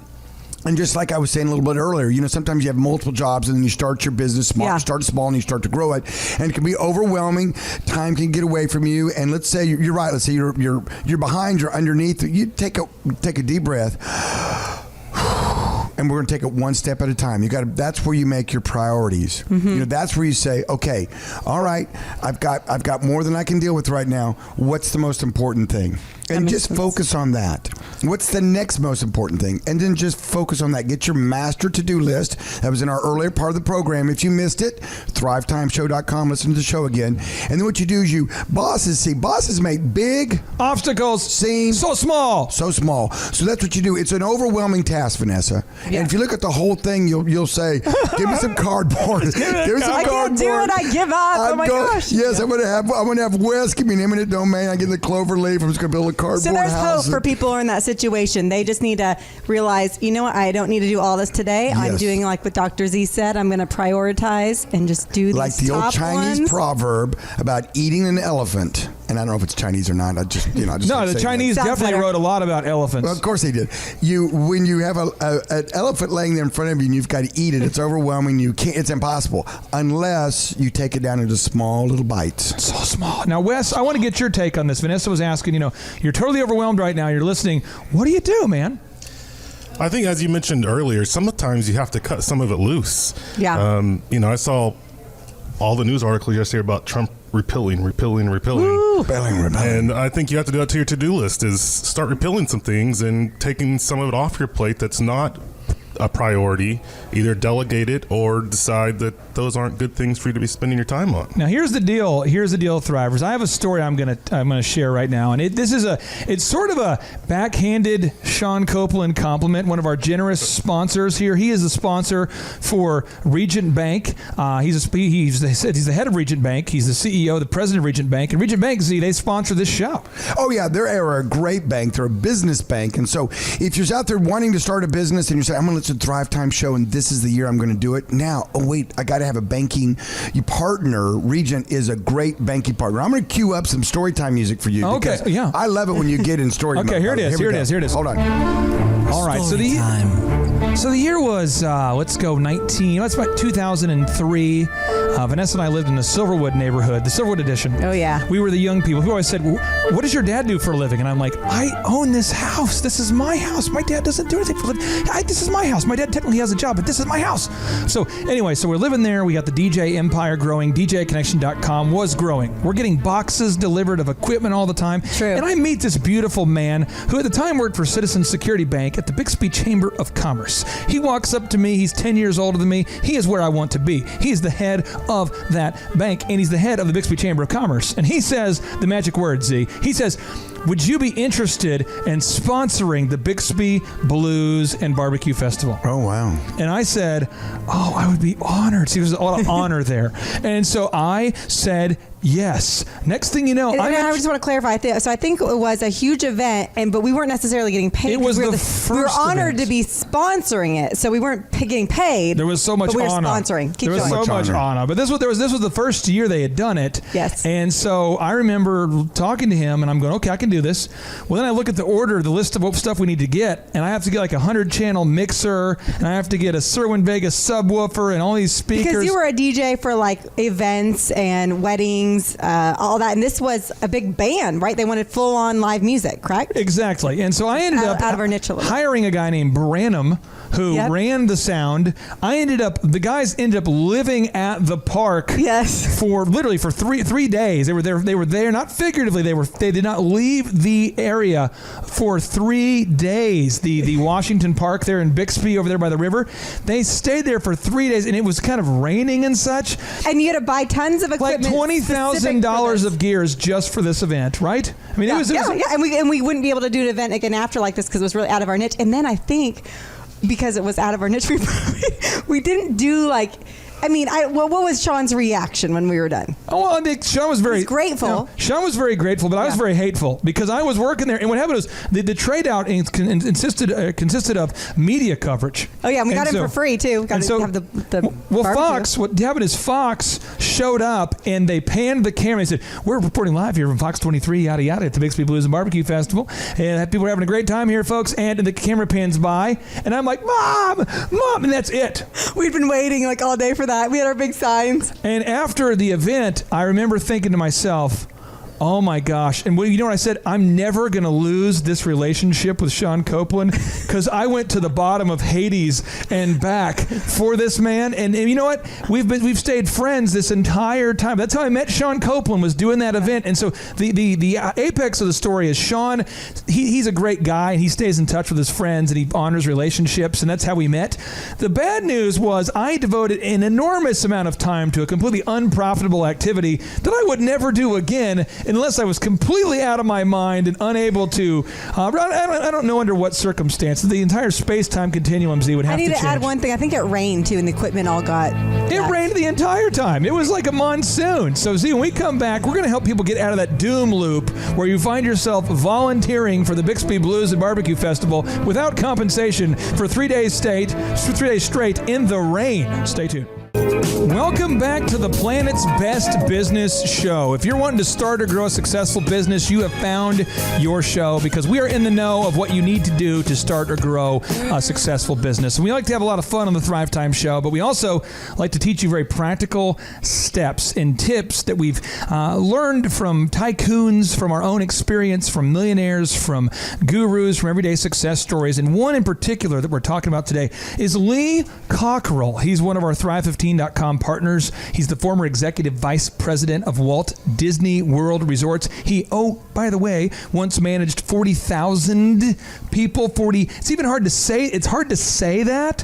40,000. I mean, it's so many people. That's a lot of zeros there for you, Clay. That's a lot. No, it'd be like managing Wrigley Field. It'd be like going to Wrigley Field for the Cubs play. Yeah. And looking around and going, all you people, you're with me. Let's go that way. I mean, just think about that. I'm not drunk. Yeah, the bleachers, you get beer. Everybody over here, peanuts. There, we're done. I managed you. You're done. Bam, done. You four guys put on a shirt, then you come to work. Okay, well, here's the thing is, so we're talking about his moves. There's 5 moves as we kind of paraphrase some of the moves in his book called Time Management Magic. And this next move is you must fight procrastination. Now, procrastination is a bad thing because what happens is people who are procrastinating, it kills their self-confidence, it kills their momentum, it kills their joy. It's not good. And procrastinating is when you know you need to do something, but you're not doing it, see? You know, Clay, you know what I'm going to do? I think I'm going to fight procrastination tomorrow. All right? Tomorrow I'm going to fight it. Tomorrow's a better day. Right tomorrow's now I'm a much very better day to busy. fight procrastination. I'm not going to, you know what? I'm busy today. I'm going to fight it tomorrow. We have the Patriots going to be in the Super Bowl here. So I try to memorize every single player statistic before I do anything related to my direct I'm going to roll up my sleeves tomorrow, and I'm going to fight some procrastinations. I've got to get on Facebook and update myself. I was kind of hoping Z would fight him in his ninja outfit again. Go back to the mask. I'm going to put that on tomorrow, too. I'll put that on tomorrow, too. Here are moves. These are modern procrastination moves. I'm going to bring them up. I want Wes to tackle this first one here, Wes. So you're having some 3 a curveball. This is Wes Carter. Ooh, curveball. Wes Carter, the attorney of choice for most of Tulsa. A great American. He is Tulsa's #1 and most humble lawyer. Wes Carter, Winters and King. Here's modern procrastination move number 1. One is you go, well, you know, Facebook, there's a lot of updates I could make. But I could update my photo. I could update my galleries. What I could do is I go on to LinkedIn. I could update my status, my profile, my boom, my resume. Oh, look, my Twitter has not been updated recently, and so I'm spending like 7 hours a day on my social media updating my things that no one looks at anyway. Boom. How do I deal with this? I think you have to schedule time for your marketing. I mean, it works both ways as an attorney or anyone who gets paid by the hour.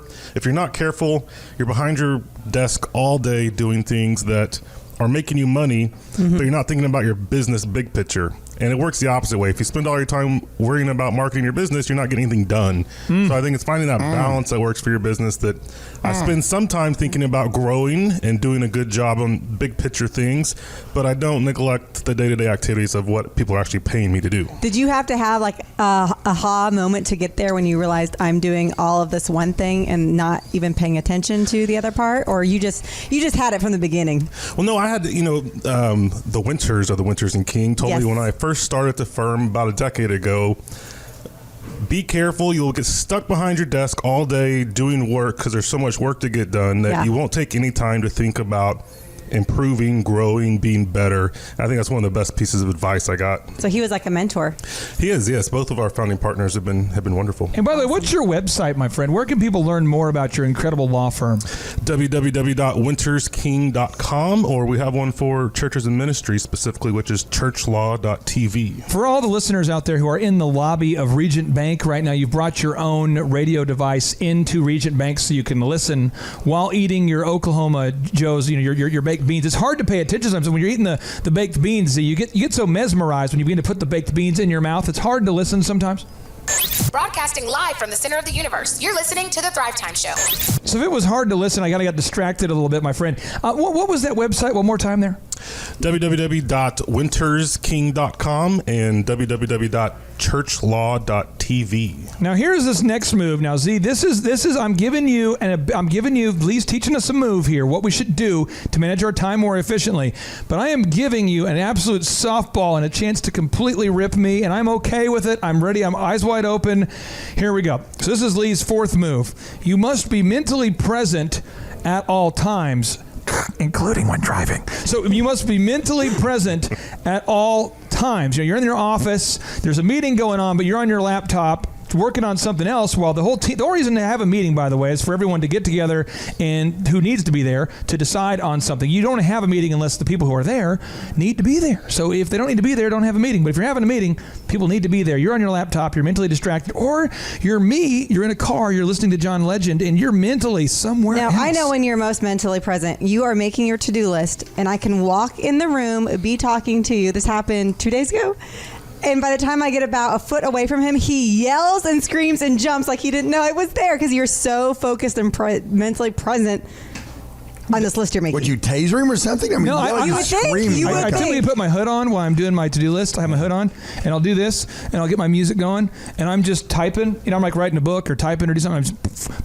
I'm just working at it, and then all of a sudden I'm like, and I tell him, I literally put on my blinders so I don't get distracted. Now I come in, since the past 2 days, I've come in like this. Scarier than anything. Seeing somebody coming into the man cave at 3 a.m. I could see where Vanessa would just absolutely, just a scary person. Okay, Z, scary person. Let me have it. Big and intimidating. Let me have it about being mentally present in a vehicle. You are quite possibly the worst driver I've ever been with, that I know for sure, and you could be the worst driver ever in the history of driving. And that's because you are everywhere else but driving that car. And I tell you what, people talk a lot about generations and, different characteristics of generations. We've got, my dad's generation, which they call the greatest generation, World War II veterans, and what an awesome generation that was, and the sacrifices they made. We don't even, begin to understand that, and then every generation kind of has their, they give them a name, they kind of have tendencies, but that doesn't stereotype every single one of them.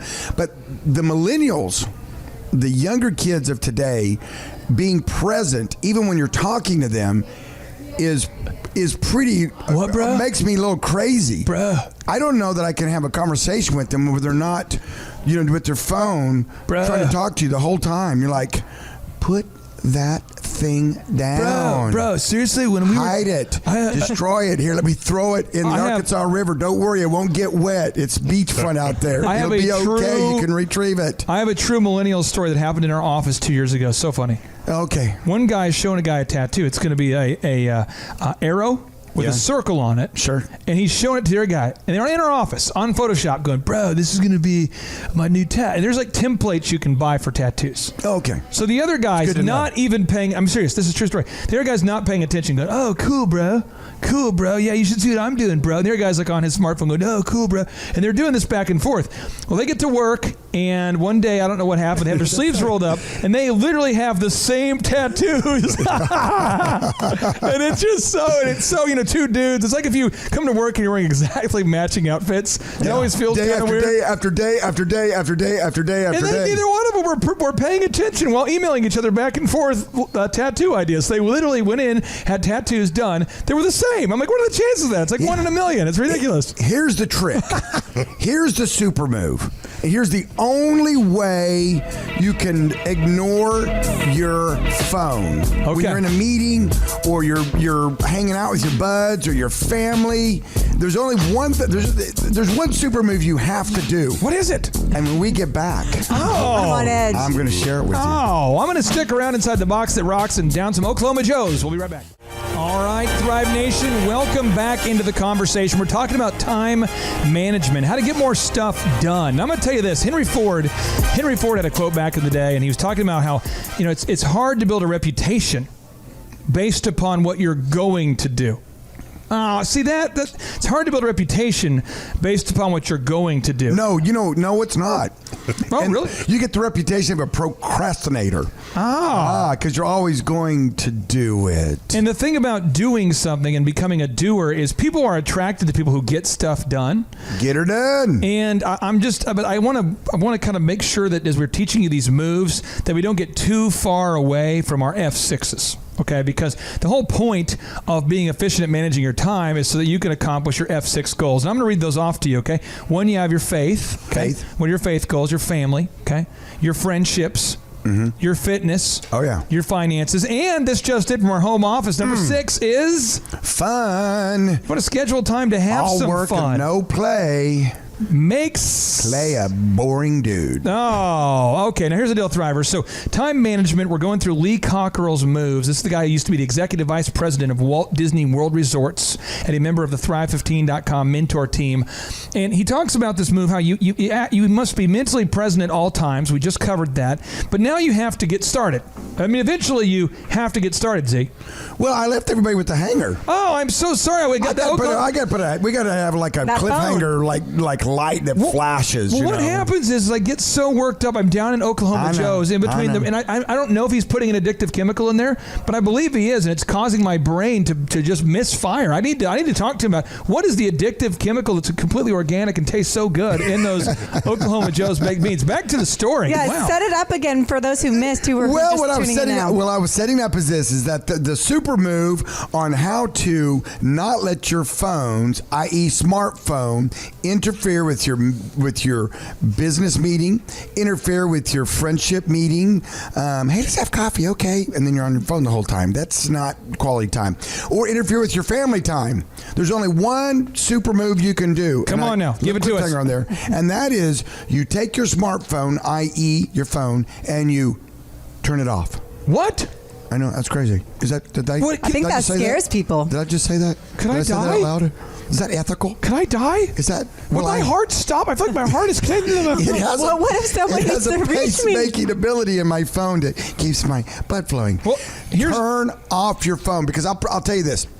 Okay, you put it on silent, but it still buzzes, right? And you're sitting there, and you're having coffee with one of your best friends, and you haven't seen him in a while, and you're catching up with life, and you're talking, you're face to face, and you're having quality time, as we call it. All right, one of the 5 love languages. You're having quality time, and you're just having a great time. All of a sudden, you have your phone tucked underneath your leg, and it buzzes, and then you're like, "Oh God, I wonder who that is. I wonder, it could be an emergency." It was probably isn't an emergency, but I wonder. I'll just peek. And next thing you know, you pull that phone out. Hey, we've all done it. Now I watch you at the coffee shops do it. Peeking is where it all goes down. Don't act like you haven't done it. And then all of a sudden you do the slide out move, and you're looking at it. Right? It's like my staff. There's no phones allowed on the floor at the optometry clinic. Right? They're supposed to be up in their lockers.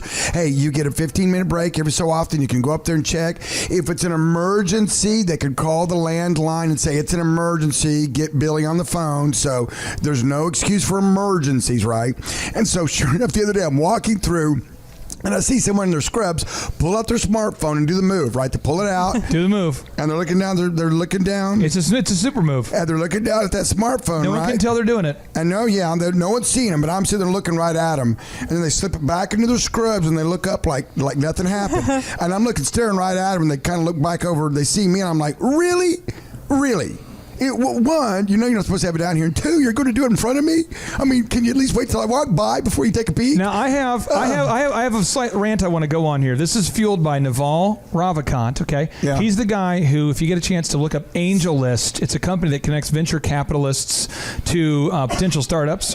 And Naval's the guy who started. He started AngelList, and he's a guy who's very successful. He's a multimillionaire, but he decided to peace out of the game. He said, "Hey, listen, I've made a bunch of money, and I'm peacing out." So he built AngelList, and he basically has a very sustainable income, and he just doesn't want to participate in the game anymore. Sure. And one thing he said during an interview with Tim Ferriss, which I thought was interesting, is Tim was talking to him about Facebook and how relevant he wants to be.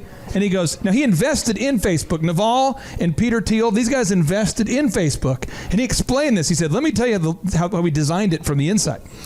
Facebook is a product where Facebook is a product and you are the product. Work with me. He says, so every time you update your Facebook and you input more information into it, you now are more, the product gets bigger and bigger and bigger. So we want you to stay active and more involved and more involved and more involved and more updates. Broadcasting live from the center of the universe. You're listening to The Thrivetime Show. And he says, we want you to put all your photos in there. We want you to compete with the Joneses. We designed all of this stuff to cause you to engage all the time, and so that you feel like you're trying to compete in a game you can never win. We used gaming mechanics to build this, which is why I never go on it. I don't either. And that's what he was saying. So, and Naval was saying this, and Tim Ferriss is like, "What? So you mean you were part of the team? I mean, and he's like, "Yeah, I know. It was created to create it's like a video game where people always want to go to the next level. I don't play video games, so I can't relate necessarily, but it's like they want to keep playing. And they built Facebook to be that way. So all I'm saying is, if you're listening right now, those notifications, man, those are designed to sell product. So you got to be careful. So Vanessa, I want to ask you, because you're a mom and you're a woman, and obviously Facebook. I mean, with our age, Facebook is something we kind of I went to college with, and it became a thing there. What are your rules for Facebook? How have you tried to tame yourself from Facebook, or where do people get Facebook wrong? Or what can we learn about this? So I do have a Facebook. Our kids, none of them have a Facebook, but I have a Facebook. I know you use yours strictly for marketing. I go on. I don't always do posts. I think my first kind of. They're not political, but I said I didn't like something. This is the other day, and what did you say? What did you say you didn't like? By the way, I did not think it was right for Barron Trump to be bullied the way he is. I am a mom. I have a kid who's Barron Trump. Who we're listening, going, I know Trump, but Donald Trump's son, and it just is a mom. It touched my heart, so I just put that out. And people are on you. Oh man, did you say something about Sasha and Malia when they were bullied? And and I in the end it came around, and the girl ended up saying to me, "Hey, I appreciate you being on here." But I just thought, okay, this is why I don't post anything political. So usually I just share trolls come out. Yeah, usually I just share pictures for my family, so my mom can see my dad, who he lives states away. He can see. So I think it's a great way to share. But you've got to know what your boundaries are. And of course, I had the epic story I shared the other day on Clay, which he's too embarrassed to talk about. So I'm not talking about that. Now, Wes, I want to ask you, what are your digital boundaries, my friend? How do you get started and avoid that smartphone killing you, taking your time, distracting you all the time? You have to write deep legal documents, man. You can't be screwing up on that. How do you put on the blinders and focus? Well, during work hours, I have to keep my phone available just for text messages, because some of my clients have been lucky enough to get my cell phone number, and so they contact me there instead of my work. And I made a mistake by giving out your cell phone number for referrals for a long time. I'm so sorry about being the cause of that. But hopefully my beautiful wife's not listening right now, because at home it's a struggle, because people call you, contact you. Facebook's not so much a problem. I can't really scroll down more than 3 posts without my blood boiling about something, and I just turn it off. Yeah. But the text messages and the emails, I have to make a conscious effort to shut those down. Clay's got a move for that. You want to share the move? What, my move? Share your super move. My super move on my Facebook? No, not your Facebook. On just, he's saying that the phone seems to be more. I mean, you had at a certain point. You said I just turn it off, and then I hate to say this, because if you're listening, you're going to be mad, but this is what I do. Basically on Friday at 5, I turn my phone off, and then I'll pick it up Monday again, like at 6 a.m. And I literally this week I looked at it, and I am not kidding. I learned this move from Peter Thiel, the guy who funded Facebook. I read his book, and he was talking about this. He calls it time management. He calls it a digital delay. But some people will email all the time, like every 2 minutes, and if you respond, they'll just keep doing this all the time. So what you do is you don't respond from Friday until Monday, and usually they've solved their own problem. When you see it, they're like, oh, never mind, I got to figure it out. And this happens all weekend without me knowing, and my brain would literally explode if I engaged in that. Now, see, for people who want to go deeper into time management, deeper into planning out their schedule, deeper into becoming successful, they have 3 things that they can do right now, my friend. I'm going to say they have 4. 4? I'm going to fight you on this. I'm going to say 4. Okay, thing number 1, they can go to Thrive15.com and explore the world's best online business school and business coaching platform. It's just $19 a month. Thrive15.com. You'll spend more at Starbucks having the meeting with your friend while you're checking your phone out. You'll spend more than $19. So yeah. What's move number 2? What's move number 2? The dose. Well, we have in-person workshops. They're usually monthly, but you can get on Thrivetimeshow.com and see when the next one's coming up. We just had one last week. Big success. And if you Google Thrive 15 Conference, you'll find all about it. Yeah, there are tons of reviews for people who were there. I think we had 128 video reviews, and they're really good stuff. Now, the third thing you could do is you could say, listen, I want one-on-one business coaching. I need that one-on-one mentorship. And again, you go to Thrive15.com and just fill out the schedule a free consultation with a coach, and we'll get you taken care of. And see, what's the 4th one? The 4th one is so obvious. What is? I don't know. Look around you. Look around you. The Thrivetime Show. Talk Radio 1170, Monday through Friday, 12 to 2. You can catch the podcast on Thrivetimeshow.com. Yeah, go up there, get those podcasts. Sharing is caring. Share with somebody. And as always, the 3, 2, 1, boom. I mean, I remember some bills of $4,500 a month just to get leads that I was having to pay for. And that's only get a lead and a contact, to where now I'm paying you $1,700 a month, and I got 80 some leads last week alone, and I paid you $1,700. And to me, that was huge for my industry. That was one huge thing that just blew me away. Okay, folks, money is a magnifier. That's what it is. Money's a magnifier. It's an amplifier. It just makes you more of who you already were. So as an example, if you're a complete jerk and you make a lot of money, you'll become a bigger jerk. And on today's show, we're interviewing a longtime client who's a really nice, kind, decent person. He doesn't claim to be perfect, nor do I think that he's perfect, but he's a guy that I use over and over and over. I utilize his services to plant trees and do landscaping for my family, for my business, because I really enjoy him as a person. I consider him to be a friend, and it's been awesome helping him magnify and grow his business. And without any further ado, we have the founder of Outside Inc., Paul Sullins. Welcome onto the Thrivetime Show. How are you, sir? Doing good, Clay. Thank you for having me. So, Paul, I got to ask you here, and correct me if I'm wrong. I'm looking at your tracking sheet, which for anybody out there who's a client, we look at the tracking sheet. And last week you had 89 leads. So 89 people reached out to you to inquire about hiring you to do landscaping, pool maintenance, backyard work for them, outside remodeling kind of work. And then I'm looking at your tracking sheet like a year ago, and you were getting like 4 or 5 leads on a weekly basis. Can you maybe walk the listeners through what it feels like to be on the receiving end of 89 inbound leads in 1 week? It's a little scary, to be straight honest with you. It's awesome just to know that the amount of work up front that we put in is actually paying off. You see these people, you hear all these things, and you're like, hey, it's going to be there, and it's been kind of mind blowing to sit there and one of my office ladies comes in and goes, we've got 56 calls in one day right after a rainstorm. And to actually realize the work and the effort that we put in is actually coming to fruition, it's been amazing. Well, what honestly, I'm going to do is I'm going to pull up your website, and I'm going to showcase what you do so people can get a little context to know you're not a hologram. Outside Inc. Irrigation. Outside Inc. Irrigation is one of the websites. Also, folks, if you do a search on Google for Outside Inc. and the word Tulsa, you can find the website outsideinc.co. So 2 different websites there. And when you go to outsideinc.co, we look at the services you provide. It's French drainage, it's landscaping.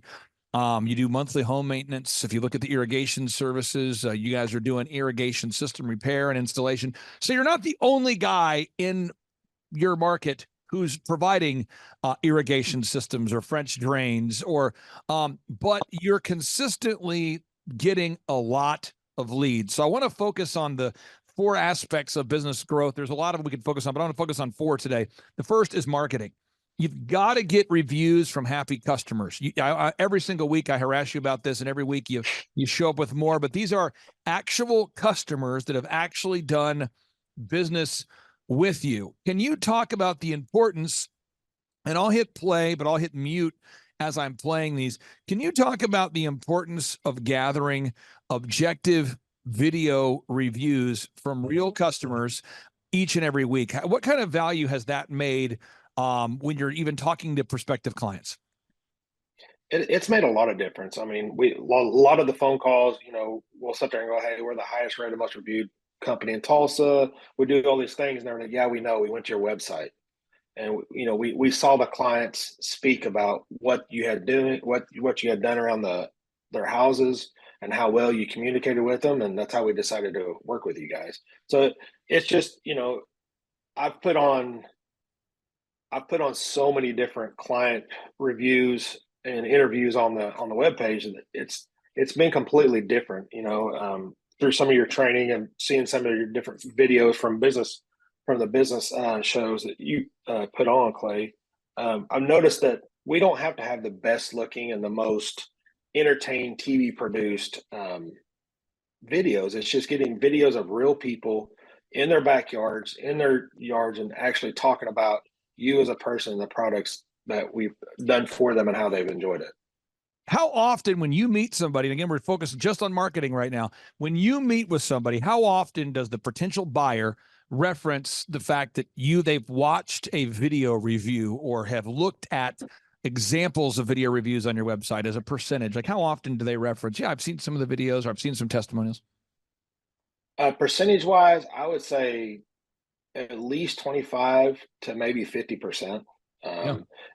I have a couple different sales guys, and I have some ladies answering the phones here. And I mean, I'm hearing it all the time. I've got an office right next to the lady answering the phone, and she goes, "Hey, how did you hear about us?" Well, we Googled you, and then it's like, "Oh, hey, this, and they were like, "Oh yeah, we already looked at your website and saw all the views, all the video reviews you've done."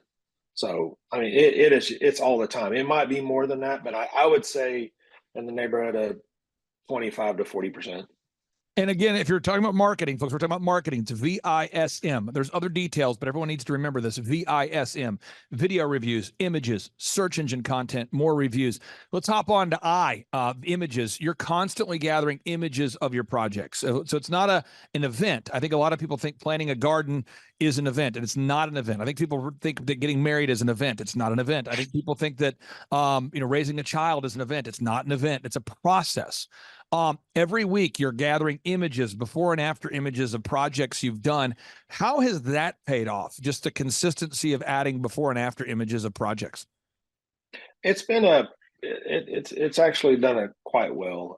It gets my guys, number one, it helps my staff and us know that, number one, because as the owner of the business, you can't be on every job, as you grow, it helps me know that the guys are doing what I'm wanting them to do in the field.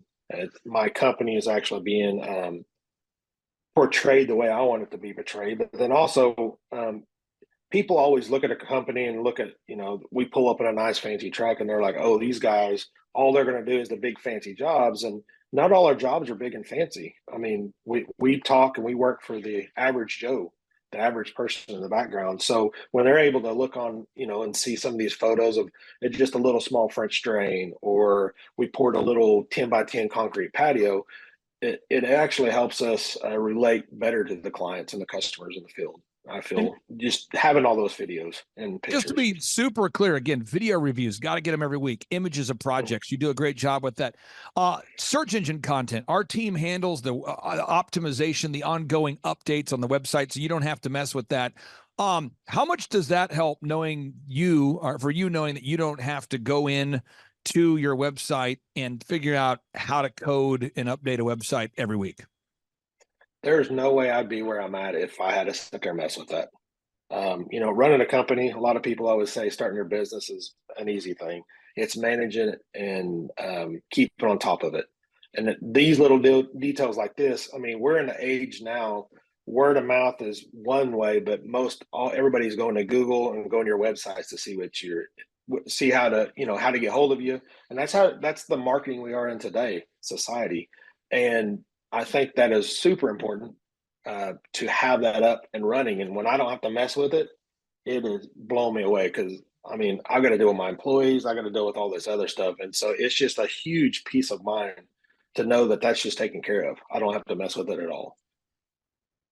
Now, so again, we go back to this VISM, and I think one way we learn is through repetition: video reviews, images, search engine content, the ongoing optimization of the website. We handle that for all of our clients. And then more reviews. We're never done getting reviews. And so right now, if somebody goes to Google and they do a search right now and they type in Tulsa tree planting, which is how I originally heard about you, was I was looking to plant trees at one of my properties. I went to a church called Church on the Move, a really wonderful church. At the time was led by Pastor Willie George. And the trees looked incredible on the property. And so I kept asking people, who does the trees, who's doing the work? And I kept hearing your name. And that's how I first met you. And now today, when someone types in Tulsa tree planting, you come up top in the search results, 703 reviews. You're constantly getting video reviews, images, search engine content, more reviews. Let's talk about that for a second. How much has it helped you to have the most Google reviews, in addition to video, but the most Google reviews? It gives you validity. I really think with people, I kind of tell this to people all the time, is like, how I talk to my buddies of mine that own businesses or in any kind of a service industry, and I'm like, what do people do nowadays?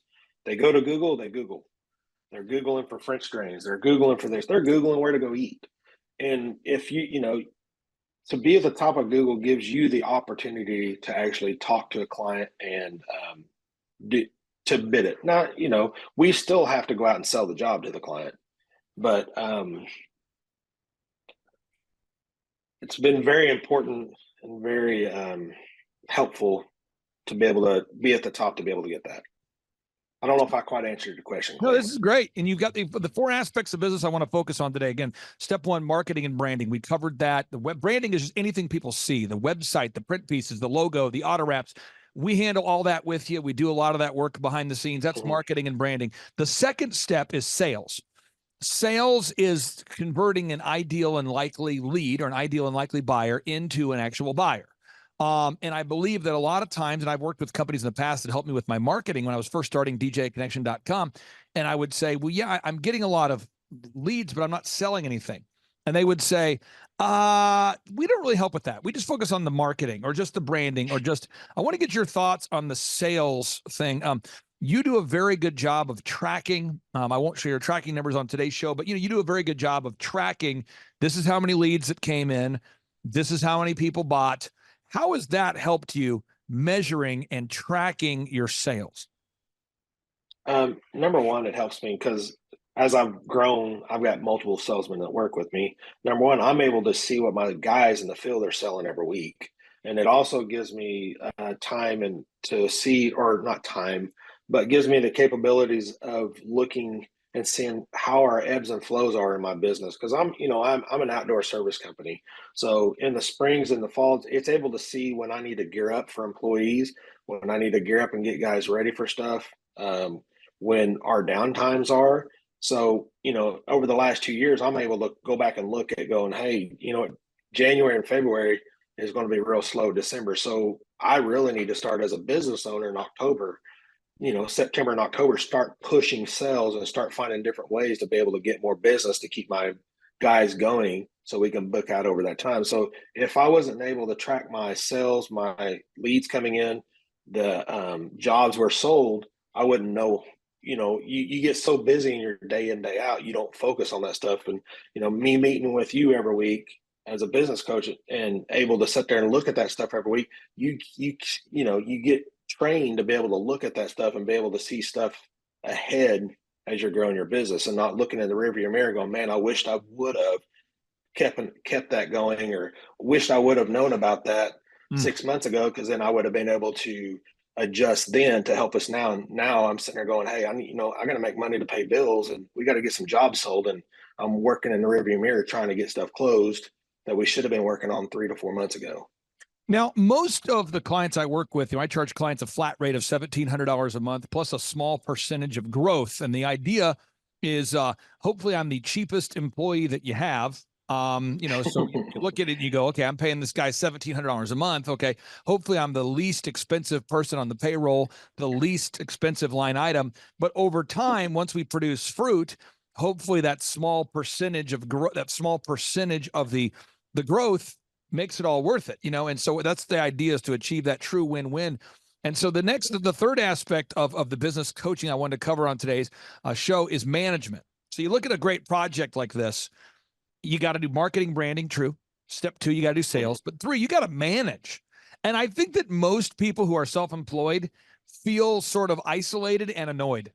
I feel like most self-employed people feel isolated and annoyed. They feel like, am I the only one seeing the level of jackassery that is often allowed in the American workplace today? And I have to work with all my wonderful clients to teach best practice management systems. And I think you do a fine job of that. That's something that you, in my opinion, is one of your strengths. You do a very good job of communicating the expectations directly to the client, and you manage those expectations. You tell the client, hey, Mr. Smith, hey, Miss Smith, we're going to have your pool, your pool remodel, or your pool fix, or your pool house fixed, or your outdoor siding project, your outdoor landscaping. We're going to have your retaining wall. We're going to have whatever the project is. We're going to have it done by this particular day. It's going to cost this amount of money. And you do a very good job of managing that relationship with the client and then managing those employees behind the scenes. Can you talk to us about the importance of just mastering management techniques? Well, I don't know if anybody's ever a master. one of the things I've learned, and I've had clients over and over in my field sit there and go, man, when you said you were there, you were there. You were there every time you said you were going to be there. And you did what you said you were going to do. And that, number one, I like to be a man of my word. I mean, I like to be able to tell people when we're going to be there. I work in the outdoor industry. I mean, it rains. We're in Oklahoma, so you're going to have delays. But setting those expectations with the clients, number one, helps me to be able to go, hey, it's rained. I can't get it. We've been delayed because of this. And setting those expectations up front makes for a happy end product with your clients. And just going through the process, say, hey, right, even when I sell the job, I'm like, hey, we're the highest rated, most reviewed, company in Tulsa right now. And here's the reason why. But that also comes with, we're really busy. We're not going to be able to get to you tomorrow. And the thing is, the people that can get to you tomorrow are probably not going to give you the best product. And setting those expectations with the clients up front, letting them know, hey, we're going to be a little behind. We're 6 weeks out, we're 8 weeks out, and letting that client know that, and then keeping them up to date. Then the client knows, hey, they just didn't take my deposit, or they just didn't take this and just disappeared. They know that, hey, we're coming down, we're there, we're still there, we're going to get it done. So I think that's one of the things that's helping really to set with your clients, and it makes it important to them at the end, because they know, I mean, some of these jobs are an investment for their backyard. It's a lot of money for them on some of these projects. And it's just like, buying a house, you want to know that you're getting what you're paying for, and it's going to be there when you expect it to be there. And we could share just hundreds of video testimonials or Google reviews. I'm just showing some examples here. But again, the final area I wanted to cover on today's show, again, I'm just making sure we're recapping. Marketing and branding, that's how you generate leads. Second step is sales. You convert ideal and likely buyers into sales. 3 is management. You have to manage the expectations. And then the final step is accounting and what I would classify as merit-based pay. At the end of the day, it's not how much money you make, it's how much you keep. And I just don't think that most people think about that when they're growing a business. And that's becoming an increasingly part of our ongoing conversations, is making sure that, because you're the kind of guy that quotes a customer a price and you hold yourself accountable to not changing your bid on the client. But that doesn't mean that subcontractors or employees won't try to change the game on you and all of a sudden drive up your expenses. So can you talk about that final step of just the accounting? Because I think a lot of entrepreneurs, when they look out for them, when they reach out for a business coach or a consultant, they don't think about the accounting. But I would argue, as we continue to grow outside Inc., the accounting aspect of your business is becoming a bigger part. I firmly agree. I just come out of a meeting talking about accounting and bills and what's coming in, fresh on my mind, and as you grow your business, one of the things, I think, as you're young, you're just trying to get jobs done. You're just trying to get whatever you can go. But as you grow, it becomes a huge part. It becomes, I think, more than what most people think it's going to be. And getting, keeping the money and keeping the accounting, it's just like this last year, Clay, me and you had been talking about, doing merit-based. Because I think if you pay people enough where they're comfortable, they stay there. They don't want to grow. As your business grows, you want to grow. You want to give them more money. Most people want more money. I think everybody would, not frown against getting some extra money. But as a business owner, you want your salesmen, you want your guys out there in the field wanting to be able to make more money. And if you just keep them on an hourly basis, there's no growth for them to perform better and to make more money. So this last year, I've switched my sales guys to 100% commission. I used to have them above base, and I put them over to commission. And the amount of calls of clients looking for their bids has got cut down in over half. He's selling more jobs by, I would say, 30 to 40%, maybe even more than that, since we've been tracking it. And it's made a huge thing. Because the thing is, if he doesn't sell, he doesn't get paid any money. And so, especially when you find people that are eager to make more money, they're going to sell more. This is one thing I wanted to bring up, and I'll let you go here because I know you're a busy guy here. For anybody out there that doesn't know this, when I built my first company called DJConnection.com, after every event we did, I was obsessive about calling the bride after the wedding and asking them to leave us an objective review. Now, this is before Google was super relevant, so we had Wedding Wire and the Knot.com and those kind of things, or we would get video testimonials on an old school video camera we had back in the day. We would archive them, and at a certain point, I remember I talked to a bride, and she said to me, "You have thousands of video testimonials." And I said, "Oh yeah, absolutely." And then now today, people go to thrivetimeshow.com, they click on testimonials. And I had a call I had just the other day with a wonderful man, and he was saying to me, I was going through your testimonials and I had to stop around like page 30 because I kept looking at the testimonials and I realized there is really no end in sight. I mean, I'm looking at this and there's like years after years after years of video testimonials. And I said, well, yeah, because we document that. That's a very important thing that we do. But I want to ask you this question. For anybody out there that's thinking about coming to one of our workshops or scheduling a free 13-point assessment with myself to go over how to grow their company, what would you say, or maybe what kind of impact do you think that business coaching with our program has made on your business? It's been huge. One of the things I've loved, the problem is a lot of times with business owners is I feel, especially with me, we come from, for my instance, I call it W-2 employee status, working for somebody and said, hey, I'm going to go out here and start my own business.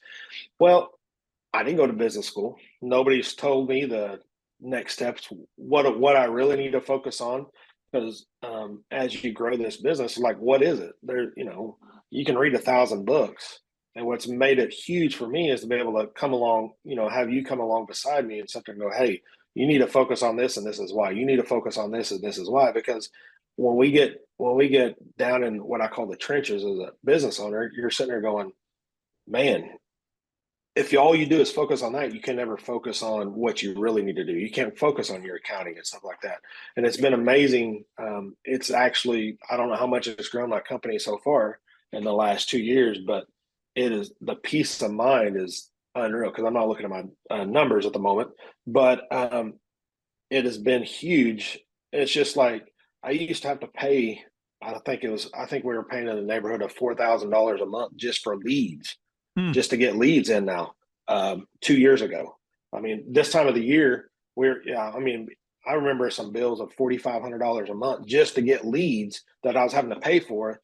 And that's only get a lead and a contact, to where now I'm paying you $1,700 a month and I got 80 some leads last week alone and I paid you $1,700.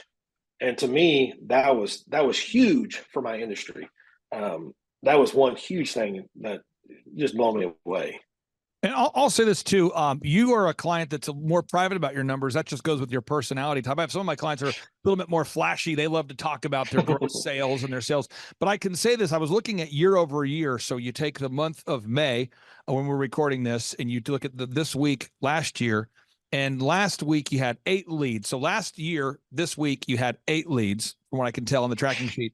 And this week we had 89. So whatever that's worth for anybody out there. And again, we have some of our clients that like to talk about gross sales, and Paul keeps it more private, and that's totally fine. So I just encourage everybody out there, you can have a 10-fold increase in your number of leads, your amount of activity. You can do it, but you got to be a diligent doer. You can't just be a hearer of these words. You have to implement what you're learning. And Paul, I really appreciate you for making the Thrivetime Show World Headquarters look incredible. Thank you for the maintenance you provide. Thank you for the work you provide. And again, it's been awesome serving you. So again, thanks for your time today, sir. Hey, thank you, Clay. Have a great day, bud. Take care. Bye. All right, bye. I'm Glenn Shaw, owner of Shaw Homes in Tulsa, Oklahoma. Started the company in 1985. At that time, it was one employee doing everything, me. I met Aaron Antis in 2007. The top 3 things that Aaron did for Shaw Homes was he brought in processes that helped us be able to repeat over and over. He brought in unique hiring skills. He was able to find the right people for the right seat on the bus. And Aaron brought sales techniques that we weren't familiar with up until that time. When Aaron came, we were selling about 80, 85 houses a year. And during the 16-year period, we saw sales get up over 400. And before I met Aaron, the only sales manager we had was myself, and I was completely unable to perform that job. And so Aaron brought major changes and great results with them. In the many years that I was building houses before Aaron, I was great at selling if somebody wanted to buy. But they had to be knocking on my door asking me to sell them a house before I could actually make that sell. I had no sales techniques and no ability to generate sales. Aaron coming in as a natural salesperson just absolutely transformed that and made the sales experience better for the company and better for our buyers. Well, prior to Aaron, I would work all week for the company. I'd sit in a model home over the weekend, and I had a salesperson or two, but I was actually out there all weekend working that. Since hiring Aaron, I was able to take my weekends off, even reduce my workload during the week. I went from working 60, 70 hours a week to almost a normal workload.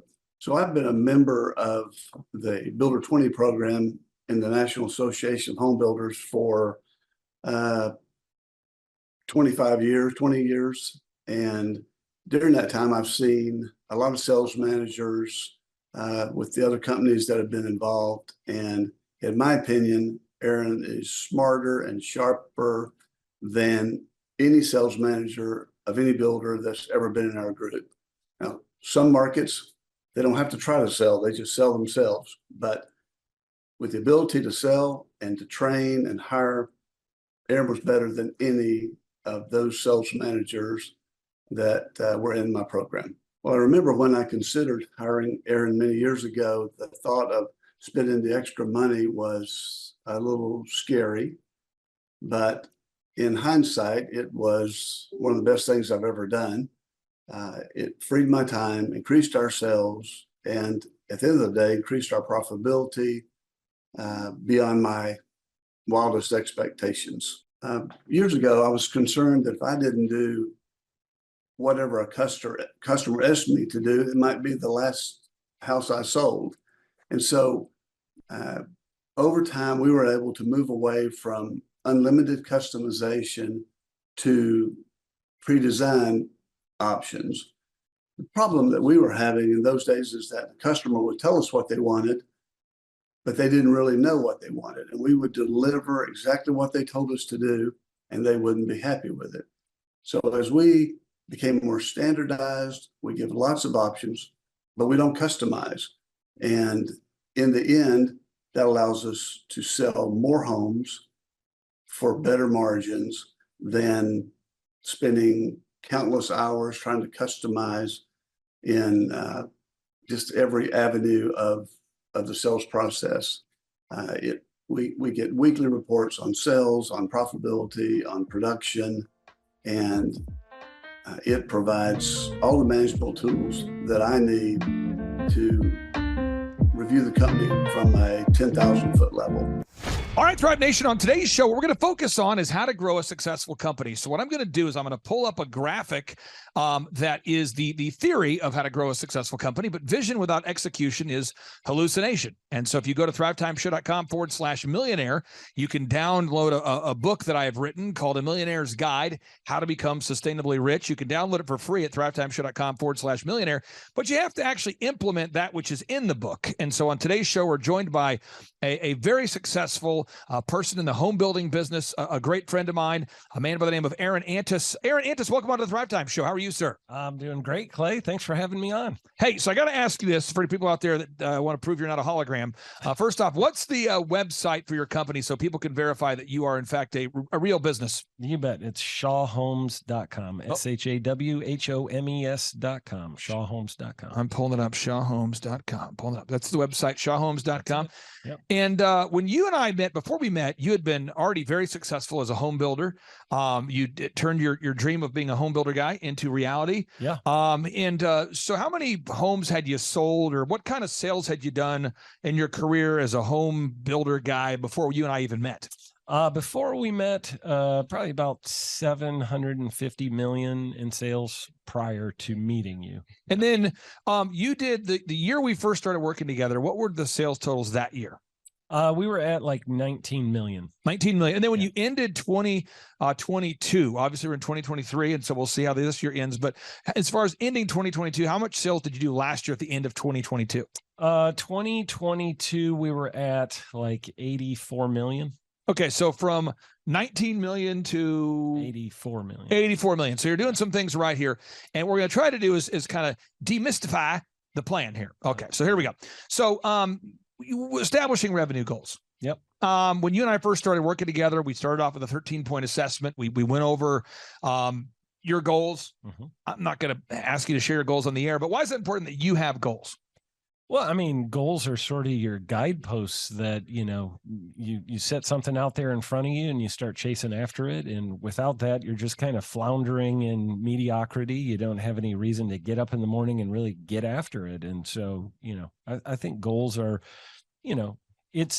you can have lots of different types of goals. And we've talked about a lot of this. We've talked about, having financial goals and having, fitness goals and having friendship goals and just all these different areas. I know you've got the F6, so that's kind of something that, we touched on very early on. You asked me, like, is one of your goals more income or is it more time? And so I said, well, really at this point, it's more income.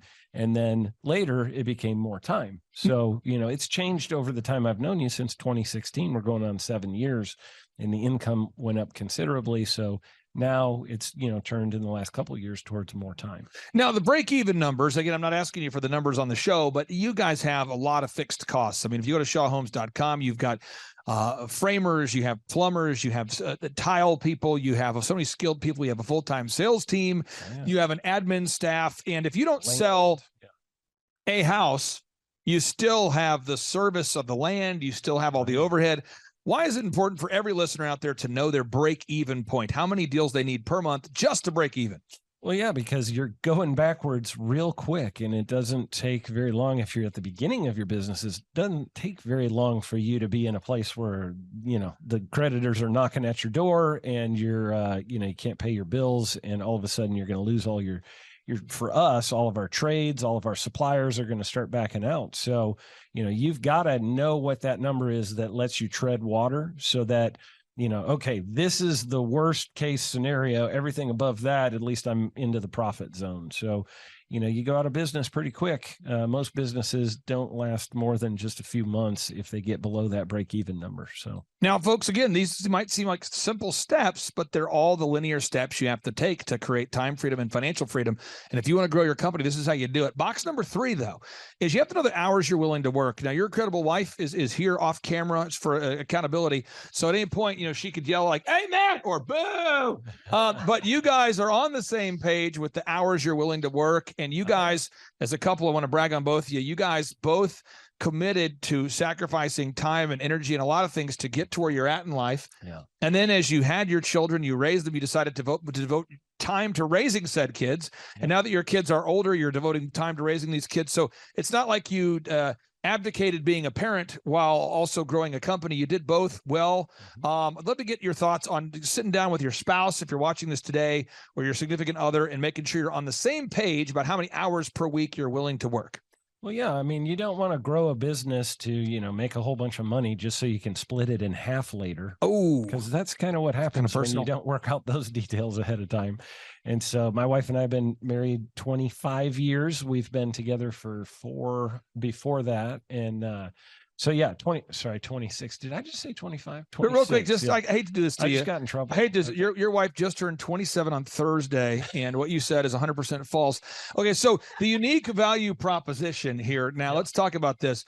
Whether it's growing a home building company or a dog training business or a haircut chain or a carpet cleaning franchise or whatever business we're involved in helping to grow, you have to sit down as a listener out there, as a business owner. You got to figure out what makes your company unique. Absolutely. So I want to ask you, what makes Shaw Homes unique in the marketplace with other home builders? Yeah, we have more furnished and decorated model homes than any other builder in the market. So, a lot of times people, when they walk into a home and they're trying to decide if they like the floor plan, the layout, whatever.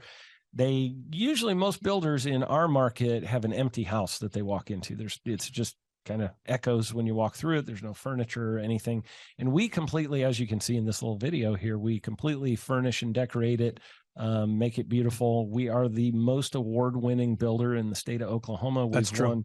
We've won like 5 times as many awards as any other builder in the market. So definitely that is one of our big, takeaways. And I'm going to throw you under the bus real quick, and I don't mean to do this super passively aggressively. It'll just be more of a subtle passive aggressive. When I met you, you guys had all these awards, but no one knew. That's true. It was like this weird, bizarre thing where you had all these awards. I remember talking to you, and I'm like, what makes you guys different? And you're like, we do a good job. And you're being nice about it. You're a good salesperson. But I said, well, tell me about the awards. And you're like, well, we got this award, that award. This is true. This award, like 45 minutes later, it's like that award. This award, I need to shave now. This award, that award, I need to go brush my teeth. This award, that award, I want to go mow the lawn now. This award, that award, I'm thinking about retiring. This award, that my kids are turning 18. I can see it. This award, you're just going, and this award, and that award. And so we put those on the website, and that helped. And the other thing you guys we needed to change was all these people were saying great things, but we didn't have video reviews of them saying it on camera. Right. So it was like your online reputation didn't match your real world reputation. It's so much good momentum there, and so many people loved you guys. And now you guys have, would you say, 100 video reviews? Oh gosh, I would say more than that. We've got, we have a lot. And every week you could just keep scrolling and scrolling and scrolling. I was scrolling. And this is actually all that's on this page. If you go to our YouTube channel, we have way more than this. So yeah. So again, and this is all the stuff. You're going to grow a successful company, folks. Step 1, you got to figure out your revenue goals. Step 2, you got to figure out your break-even goals. Step 3, sit down for an hour in a power. Sit down with your spouse. Make sure that you guys are on the same page of your hours you're willing to work. Step 4, unique value proposition. Figure out what it is that makes you unique. And we have an in-depth guide that you can download for free at thrivetimeshow.com/millionaire if you get stuck. Next box, you got to improve your branding, your website, your one sheet, in your case, model home presentations, business cards, social media branding. Everything that a customer sees needs to be first class. And I was talking to a guy named Ronnie Morales today, and it's Morales Brothers. I think you met him at a conference. He told me this, and I'm not slamming Ronnie. Ronnie, if you're listening, I'm not slamming you. This is the real thing. Ronnie said he listened to our show for 7 consecutive years before ever reaching out. And now he's reached out and he's up 57% in about 8 months. That's awesome. And we're going to put his story on part 2 of today's show because he's in Texas and he's 7 years behind you. Yeah. But he's doing a great job. Good for him. What do you think that thing is where people have bad branding and they are not, we're not aware of it? Is it someone hasn't brought it to our attention? What causes bad branding? The number one thing I hear business owners say is, well, I don't really need good branding because I sell everything by word of mouth. Oh yeah, baby. Like I've got such an incredible reputation. You do. That everybody just comes to me by word of mouth. Yeah. And then it's like, okay, yeah, but how much business did you do last year? Well, not very much. And, I'm really unprofitable, but I've got great, reputation out there and I get a lot of word of mouth. So when people switch over to starting to improve branding, I know you helped us a lot with that in just creating a lot better looking website, creating we've got an office environment now that is, when people walk into our model home, they are blown away. We truly wow our customers when they come to our model homes. Yep. It's a one-of-a-kind experience in the state of Oklahoma. And the process of that, just going through branding it so that it looks really top notch. And, that includes everything from, marketing to all of your senses and everything else. So it just really brought us to another level. And when the customer comes in and experiences us after having walked through other builders' homes, they usually come in and go, you guys are just on a whole nother level. It's sights, sounds, smells, experiences, everything that your customer sees, they're grading you on. And you might not know that they are even judging you because they're not filling out the form. And I have a funny story to share with you that's kind of sad. I was working with a fitness guy years ago, and I'm not going to tell you what state he's in or what city, folks. But I know you want to know, but I'm not going to tell you. And he filled out the form because his wife wanted him to schedule a 13-point assessment. He did not want to. Yep.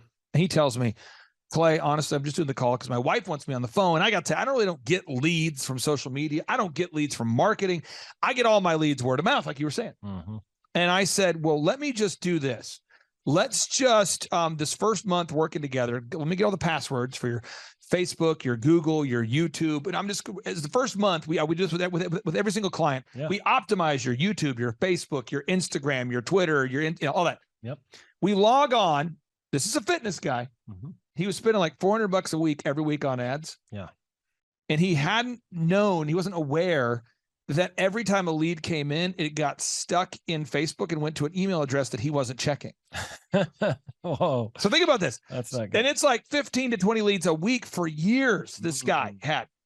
That's not good. And he didn't even, and so I'm going, you're spending, 20 grand a year on ads that you're not getting things from. And are you aware that the phone number on your site rings to a phone that's no longer a real phone? And I'm serious, this was real. And then he had before and after photos where somebody had the idea of, let's get before and after photos. Mm-hmm. Where you interview someone before they start working out. Yeah. But then they never completed the thought. You know what I'm saying? I do. Where yes. it's like they interview them about getting in shape. Yeah. But then they never actually aired the part where they're in shape.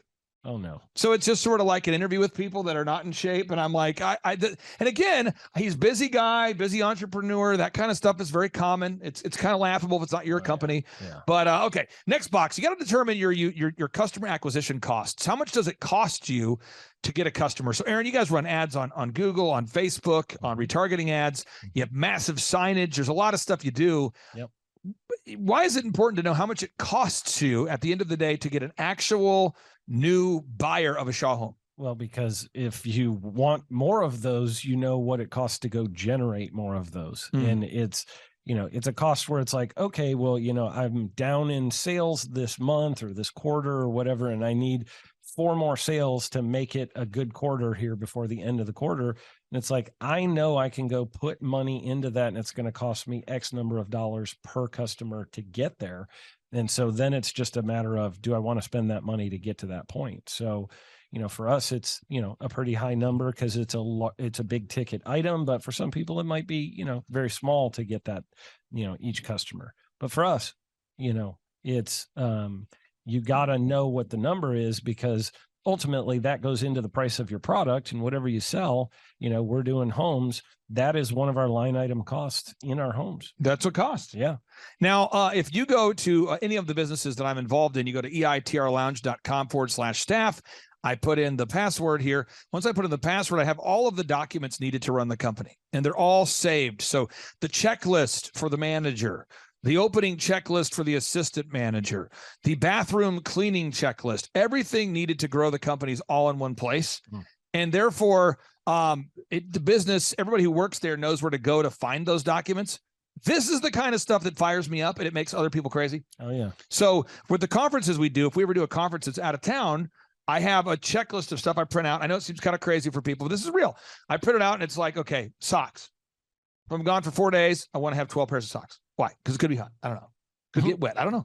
I have a list of, deodorant and socks and shaving, and I have a laptop and a backup laptop, and I have patch cables and XLR cables, and we bring 3. You've seen all this stuff, but it's multiple monitors, backup monitors. It's backups for everything. When you guys build a Shaw home, you're not moving off of guesswork. There's blueprints, there's plans, there's systems, so houses don't fall down. There's somebody out here listening right now that doesn't have systems in place. They don't have checklists. Oh, yeah. They don't have it, and so they have to think about everything all the time, because if not, they forget a step. Yeah.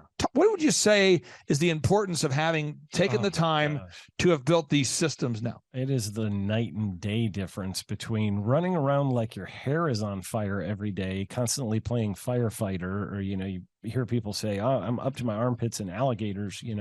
It's because you don't have systems and processes. And every time at Shaw Homes, every time that we have a problem come up, we automatically go, okay, what step in our system did this fall apart in? Yep. And what's broken in that step, and how can we fix it so it never happens again? So we go fix the process. We address the problem for the customer, but then we go back after that and we go, how do we fix the process so we don't repeat this problem? And the business owners that are running around with their hair on fire all the time, it's because there's no systems, no processes. Everything is urgent. Everything is hair on fire. Correct. And it is a chaos world that you live in. And if you're going to build homes for a living and build a lot of them, You cannot live in that chaos world. Now, this next box, I get excited about all these boxes. This is what I get excited about. This right here is what I care about. Okay. Okay. The next box is management and execution. You have people on your team, and I'm just going to give some examples, and I hope this benefits somebody out there listening. You have people on your team. It's their responsibility every time that you do a new house. They go out there and they design, or they get the blueprint on the website. Yep. They get the new design of the home because people want to see floor plans. Yep. So somebody's job is to get those up there. Yes. Somebody gets photos of every house that you guys are building. Yeah. Somebody gets videos of every house. Somebody puts them all up for sale. Somebody answers the phone every day. Yes. Somebody calls the leads every day. Every day. Somebody cleans the bathroom every day. Somebody builds the houses every day. Now, this is what I find, and I'm sure none of our listeners can relate to this. Some of our listeners fire people and then nothing happens. So work with me on this. There's listeners out there that I talk to them every day because we do free 13-point assessments. So I talk to 2 or 3 people a day who go to thrivetimeshow.com. They want to schedule a consultation. And the other day you heard me talking to Jordan. I said, Jordan, go ahead and keep setting those, because we set an appointment with someone who's definitely not a good fit. Yep. And you could tell he had a little, question if that was okay. And I said, I would rather you set an appointment with somebody than not, because I don't know if who's a good fit or not, Yeah. But the idea, though, is I sit down. I was talking to a guy the other day, and he was like, the reason why my team did not get Google reviews or reviews this week is because we fired a guy. And I go, because I'm just asking him, where are we stuck? What's your biggest limiting factor? I have a big process I go through in my evaluation. Yep. And I said, who calls the leads? He's like, well, normally I have a person that calls the leads, but we just fired her. And I mean this. I'm going, how long have you been in business? This guy's been in business for over 10 years, and he's reaching out for help. Good person. We're trying to help him. I think it's going to be a good fit. But so I said, so basically everybody follows the systems until they don't work there anymore. And then no one does the systems. And you go back and forth vacillating from things being done to not being done. And one of my favorite things about working with you guys is that you're honest people. What does that mean? You do your best to do what you say you're going to do. And you hold yourself and the employees accountable. Absolutely. But what would happen if every week if somebody wasn't performing, you remove them from the position, and then the houses weren't built for the week because something wasn't going well, or because maybe a salesperson wasn't performing at the peak, you let them go, and the next thing you know, what would happen if you managed your company that way? It would be a disaster. I mean, I can't just fire my superintendent without having somebody already ready to take over all of those responsibilities, because I've got materials showing up at the job site today, tomorrow, and the next day. I've got trades showing up who need some supervision, need to know what they're supposed to be doing. If I fire that guy with no warning, somebody else has to come fill in that position. So, for us, we try to never have that gap happen. And, sometimes it's like, that you're going to need to fire somebody and you can see the writing on the wall. Right. But you want to get the next person up and ready to go before that happens. And you guys have a weekly meeting. So we talk a lot on the show from an employer perspective, but how frustrating would it be to be an A-player employee and you're working for a C-player boss? A boss that doesn't have a staff meeting, that's not organized, that doesn't pay people on time, that's constantly emotional.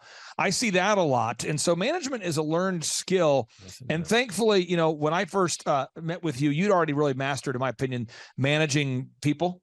But this next box is where I thought we needed some help, was to build a system for constantly recruiting new people, because certain people work for Shaw Homes for 3 years or 4 years, and then they want to go move, they want to have a baby, they want to stay home, they want to get a new job. Yep. And even though you have low turnover at Shaw, certain people get to their expiration date and it's time for them to move on to something else. Yep. And because we didn't have a process in place at Shaw at that time to consistently bring in a pipeline of new people, it made it difficult to do the management that was needed. Can you talk about the importance of implementing a human resources program for hiring, inspiring, training, and retaining good people? It's huge. I mean, that was definitely an Achilles heel for us. And you helped us a lot with that.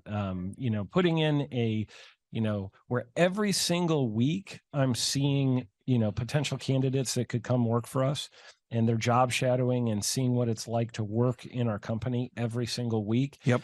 It does multiple things. It helps the people who work there to know, hey, there's other people who desire to come work here. There we go. And, if I'm not doing my job, I might get replaced. So there's a little bit of that. And then it's also a thing of, the people who are shadowing get to see the job being done by people who are happy doing their job. And it helps them to want to come be a part of Shaw Homes. I've got a very long list of people right now in every single position that would be excited to come work for us if I did all of a sudden find myself with an opening, because occasionally people leave with no notice or whatever, something happens, family emergency, whatever. Right. And you have that, I need to replace somebody immediately. And the great thing about it is I have a whole bunch of people that I could plug into that position very quickly because every single week I am interviewing.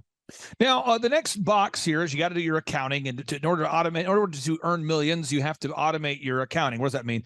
You have to have a system in place for making sure you price your products and services correctly, and that you pay yourself first, that you set aside a set amount of money to pay yourself and your staff. And all these things work together. And what I find is people ask me, often just not knowing, they come from a place of a good heart, they don't know. They say to me, Clay, what is the most important step in growing Shaw Homes? I've heard Aaron on the show. He's a great guy. Clay, I've heard PMH OKC on the show. Clay, I've seen OxyFresh on the show. What was the most important thing they did? And to me, that's like asking a hiker, what was the most important step you took to get to the top of that mountain? Mm-hmm. Well, it was the one we took there an hour ago. I took a left step. No, it's that gasket a baker. What's the most important ingredient? Is it milk? Is it sugar? Is it eggs? Is it, it's like asking a farmer, what's the most important thing, feeding the animals or watering them? What's the key to your success? There's just certain questions that I understand people want to know, sure, but all of this has to work together, and nothing works unless you do. So I have 3 final questions for you. For anybody out there that's thinking about scheduling a consultation, a free consultation with thrivetimeshow.com and myself, obviously they're stuck with me if they fill out the form. I'm the only person that does 13-point assessments. Right. I believe I've seen it since 2005. We help people decrease their costs, increase their time, freedom, and profits. What would you say is the benefit of scheduling that 13-point assessment? Well, actually, the 13-point assessment was very eye-opening for me. You asked me a lot of tough questions that I probably should have been asking myself and wasn't. And so as we went through the questions, I was like, I think at every question you asked me, I was like, oh, that's a good question. And I was like, hang on, let me think about that for a minute. So I find that it kind of helps open your eyes to, these are some things that I know I have some areas of weakness. And then there were, I think, a couple of the questions where I was like, oh, I know the answer to this one. I got this one, no problem. But it helps you sort of identify. I walked away having identified areas of strength and areas of weakness, even though that really wasn't the purpose of the phone call necessarily. It helped me to see that. And then I was like, I think I have a need in a couple of these areas, and I didn't really know what to do for myself. I didn't have the answers. In part 3 of today's show, part 2, we're going to show the Ronnie Morales story. On part 3, we're going to do a testimony with Myron. And Myron just bought his first Lamborghini today, and he's super fired up. And so Myron's about 6 years down the path. We've been working with you for about 8 years, whereas Ronnie's been with us for less than a year.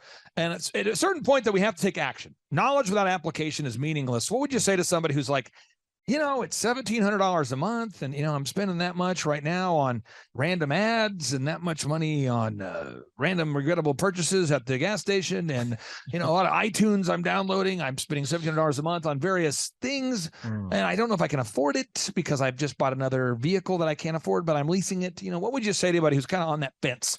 I would say you need to do it. It has been a game changer for us. I don't know why you would sit there and think $1,700 a month is too much money to spend. Go find the money somewhere. Go empty out your sofa cushions. Go sell the stuff that you have in your house that you're not using.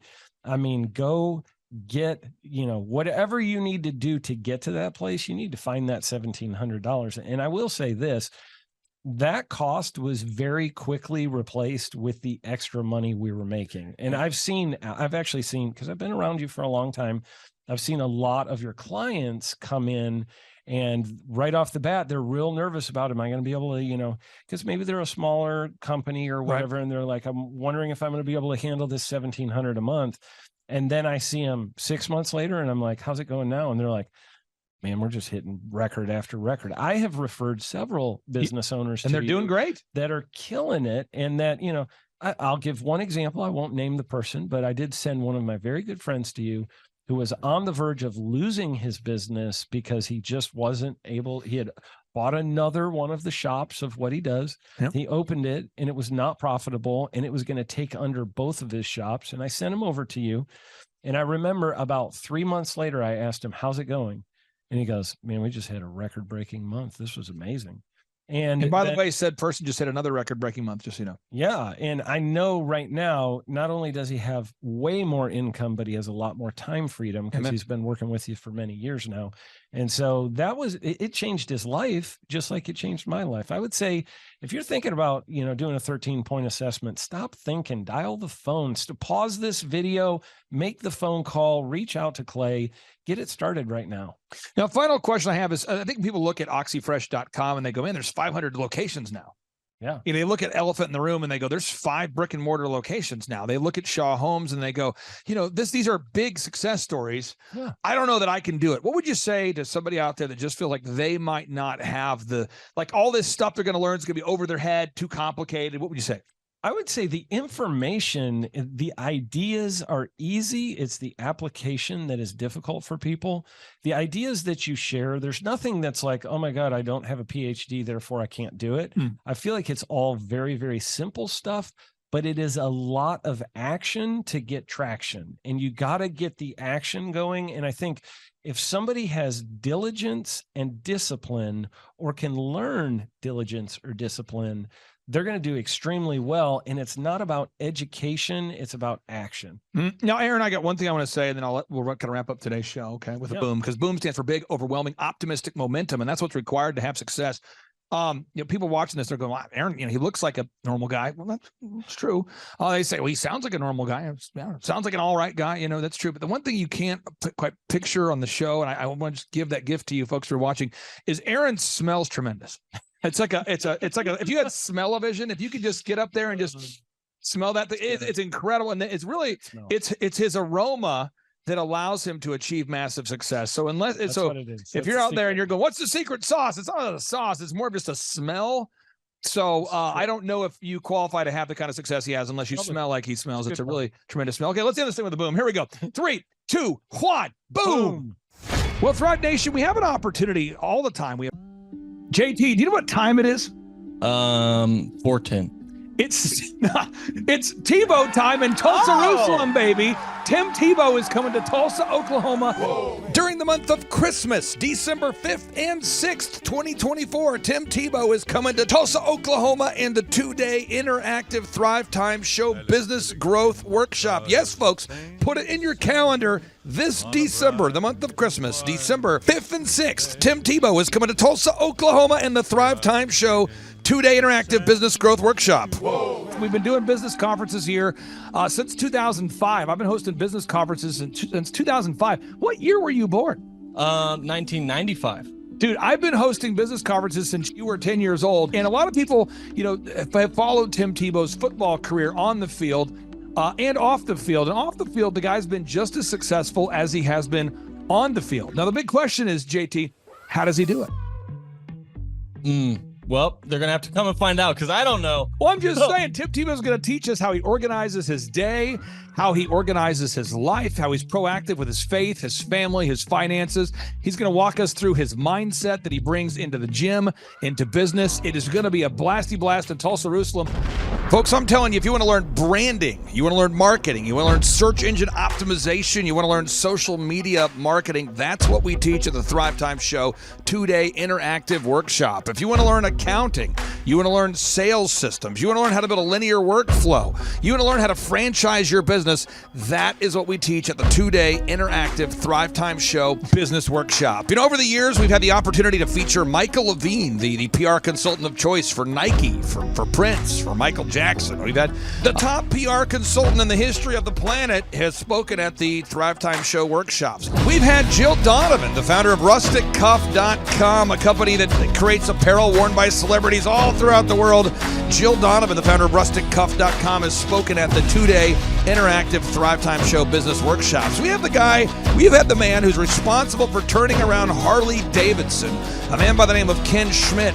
He has spoken at the Thrivetime Show 2-day interactive business workshops. Folks, I'm telling you, these events are going to teach you what you need to know to start and grow a successful business. And the way we price the events, the way we do these events, is you can pay $250 for a ticket or whatever price that you can afford. What? Yes, we've designed these events to be affordable for you, and we want to see you live and in person at the 2-day interactive December 5th and 6th Thrivetime Show Business Workshop. Everything that you need to succeed will be taught at the 2-day interactive Thrivetime Show Business Workshop, December 5th and 6th in Tulsa, Oklahoma. And the way we do these events is we teach for 30 minutes, and then we open it up for a question and answer session so that wonderful people like you can have your questions answered. Yes, we teach for 30 minutes, and then we open it up for a 15-minute question and answer session. It's interactive. It's 2 days. It's in Tulsa, Oklahoma. We've been doing these events since 2005, and I'm telling you, folks, it's going to blow your mind. Yes, ladies and gentlemen, the Thrivetime Show 2-day interactive business workshop is America's highest rated and most reviewed business workshop.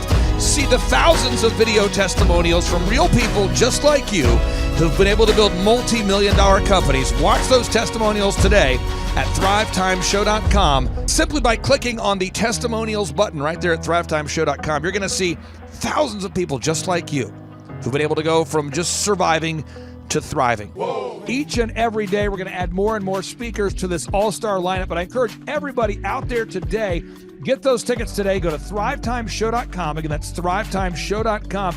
And some people might be saying, well, how do I do it? What do I do? How does it work? You just go to thrivetimeshow.com. Let's go there now. We're feeling the flow. We're going to thrivetimeshow.com. Again, you just go to thrivetimeshow.com. You click on the business conferences button, and you click on the request tickets button right there. The way I do our conferences is we tell people it's $250 to get a ticket. Yep. Or whatever price that you can afford. And the reason why I do that is I grew up without money. JT, you're in the process of building a super successful company. Did you start out with $1 million in the bank account? No, I did not. Nope, did not get any loans, nothing like that. Did not get an inheritance from parents or anything like that. I had to work for it, and I'm super grateful. I came to a business conference. That's actually how I met you, met Peter Taunton. I met all these people. So if you're out there today and you want to come to our workshop, again, you just got to go to thrivetimeshow.com. You might say, well, who's speaking? We already covered that. You might say, where's it going to be? It's going to be in Tulsa, Jerusalem, Oklahoma. And someone says, Tulsa, Jerusalem.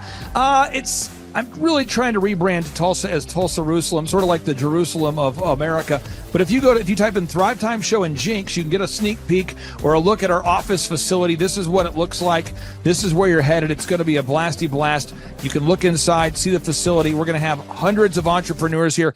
It is going to be packed. Now, for this particular event, folks, the seating is always limited because my facility isn't a limitless convention center. You're coming to my actual home office, and so it's going to be packed. Who? You're going to come. Who? You? I'm talking to you. You can just get your tickets right now at thrivetimeshow.com. And again, you can name your price. We tell people it's $250 or whatever price you can afford. And we do have some select VIP tickets, which gives you an access to meet some of the speakers and those sorts of things. And those tickets are $500. It's a 2-day interactive business workshop, over 20 hours of business training. We're going to give you a copy of my newest book, The Millionaire's Guide to Becoming Sustainably Rich. You're going to leave with a workbook. You're going to leave with everything you need to know to start and grow a super successful company. It's practical, it's actionable, and it's Tebow time right here in Tulsa, Jerusalem. Get those tickets today at thrivetimeshow.com. Again, that's thrivetimeshow.com. Hello, I'm Michael Levine, and I'm talking to you right now from the center of Hollywood, California, where I have represented over the last 35 years 58 Academy Award winners, 34 Grammy Award winners, 43 New York Times bestsellers. I've represented a lot of major stars, and I've worked with a lot of major companies. And I think I've learned a few things about what makes them work and what makes them not work. Now, why would a man living in Hollywood, California, in the beautiful sunny weather of LA, come to Tulsa? Because last year I did it, and it was damn exciting. Clay Clark has put together an exceptional presentation, really life-changing, and I'm looking forward to seeing you then. I'm Michael Levine. I'll see you in Tulsa. Thrivetime Show 2-day interactive business workshops are the world's highest rated and most reviewed business workshops because we teach you what you need to know to grow. You can learn the proven 13-point business systems that Dr. Zellner and I have used over and over to start and grow successful companies. I mean, we get into the specific steps on what you need to do to optimize your website. We're going to teach you how to fix your conversion rate. We're going to teach you how to do a social media marketing campaign that works. How do you raise capital?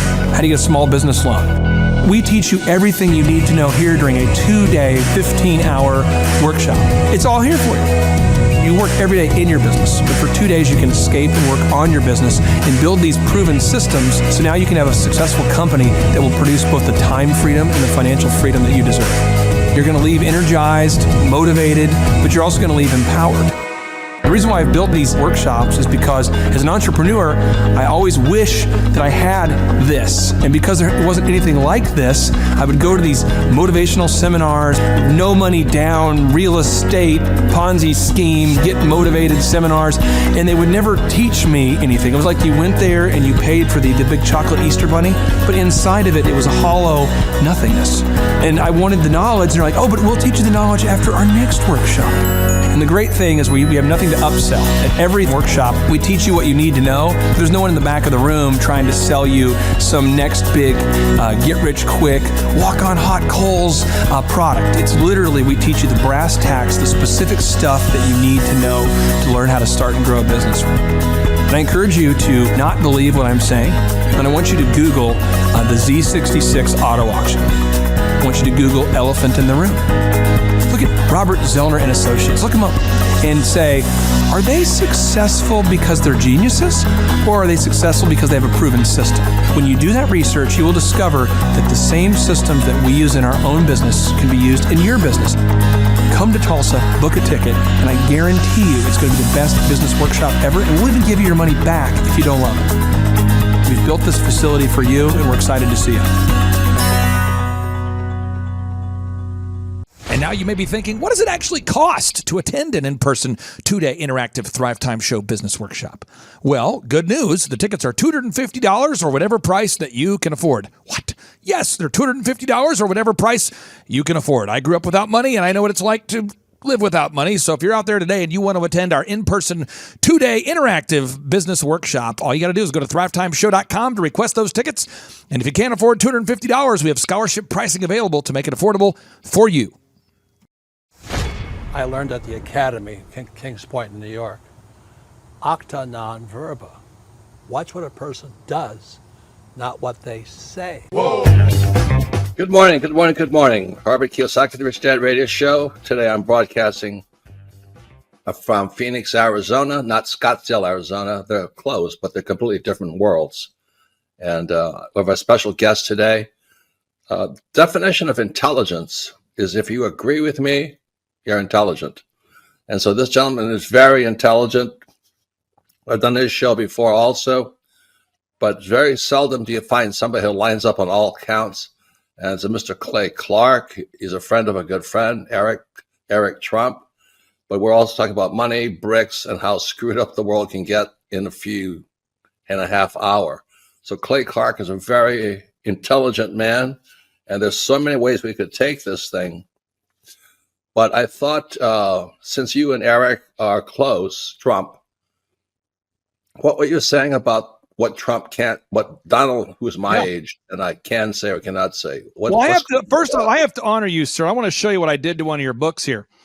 There's a guy by the name of Jeremy Thorne, who was my boss at the time. I was 19 years old, working at Faith Highway. I had a job at Applebee's, Target, and DirecTV. And he said, have you read this book, Rich Dad, Poor Dad? And I said, no.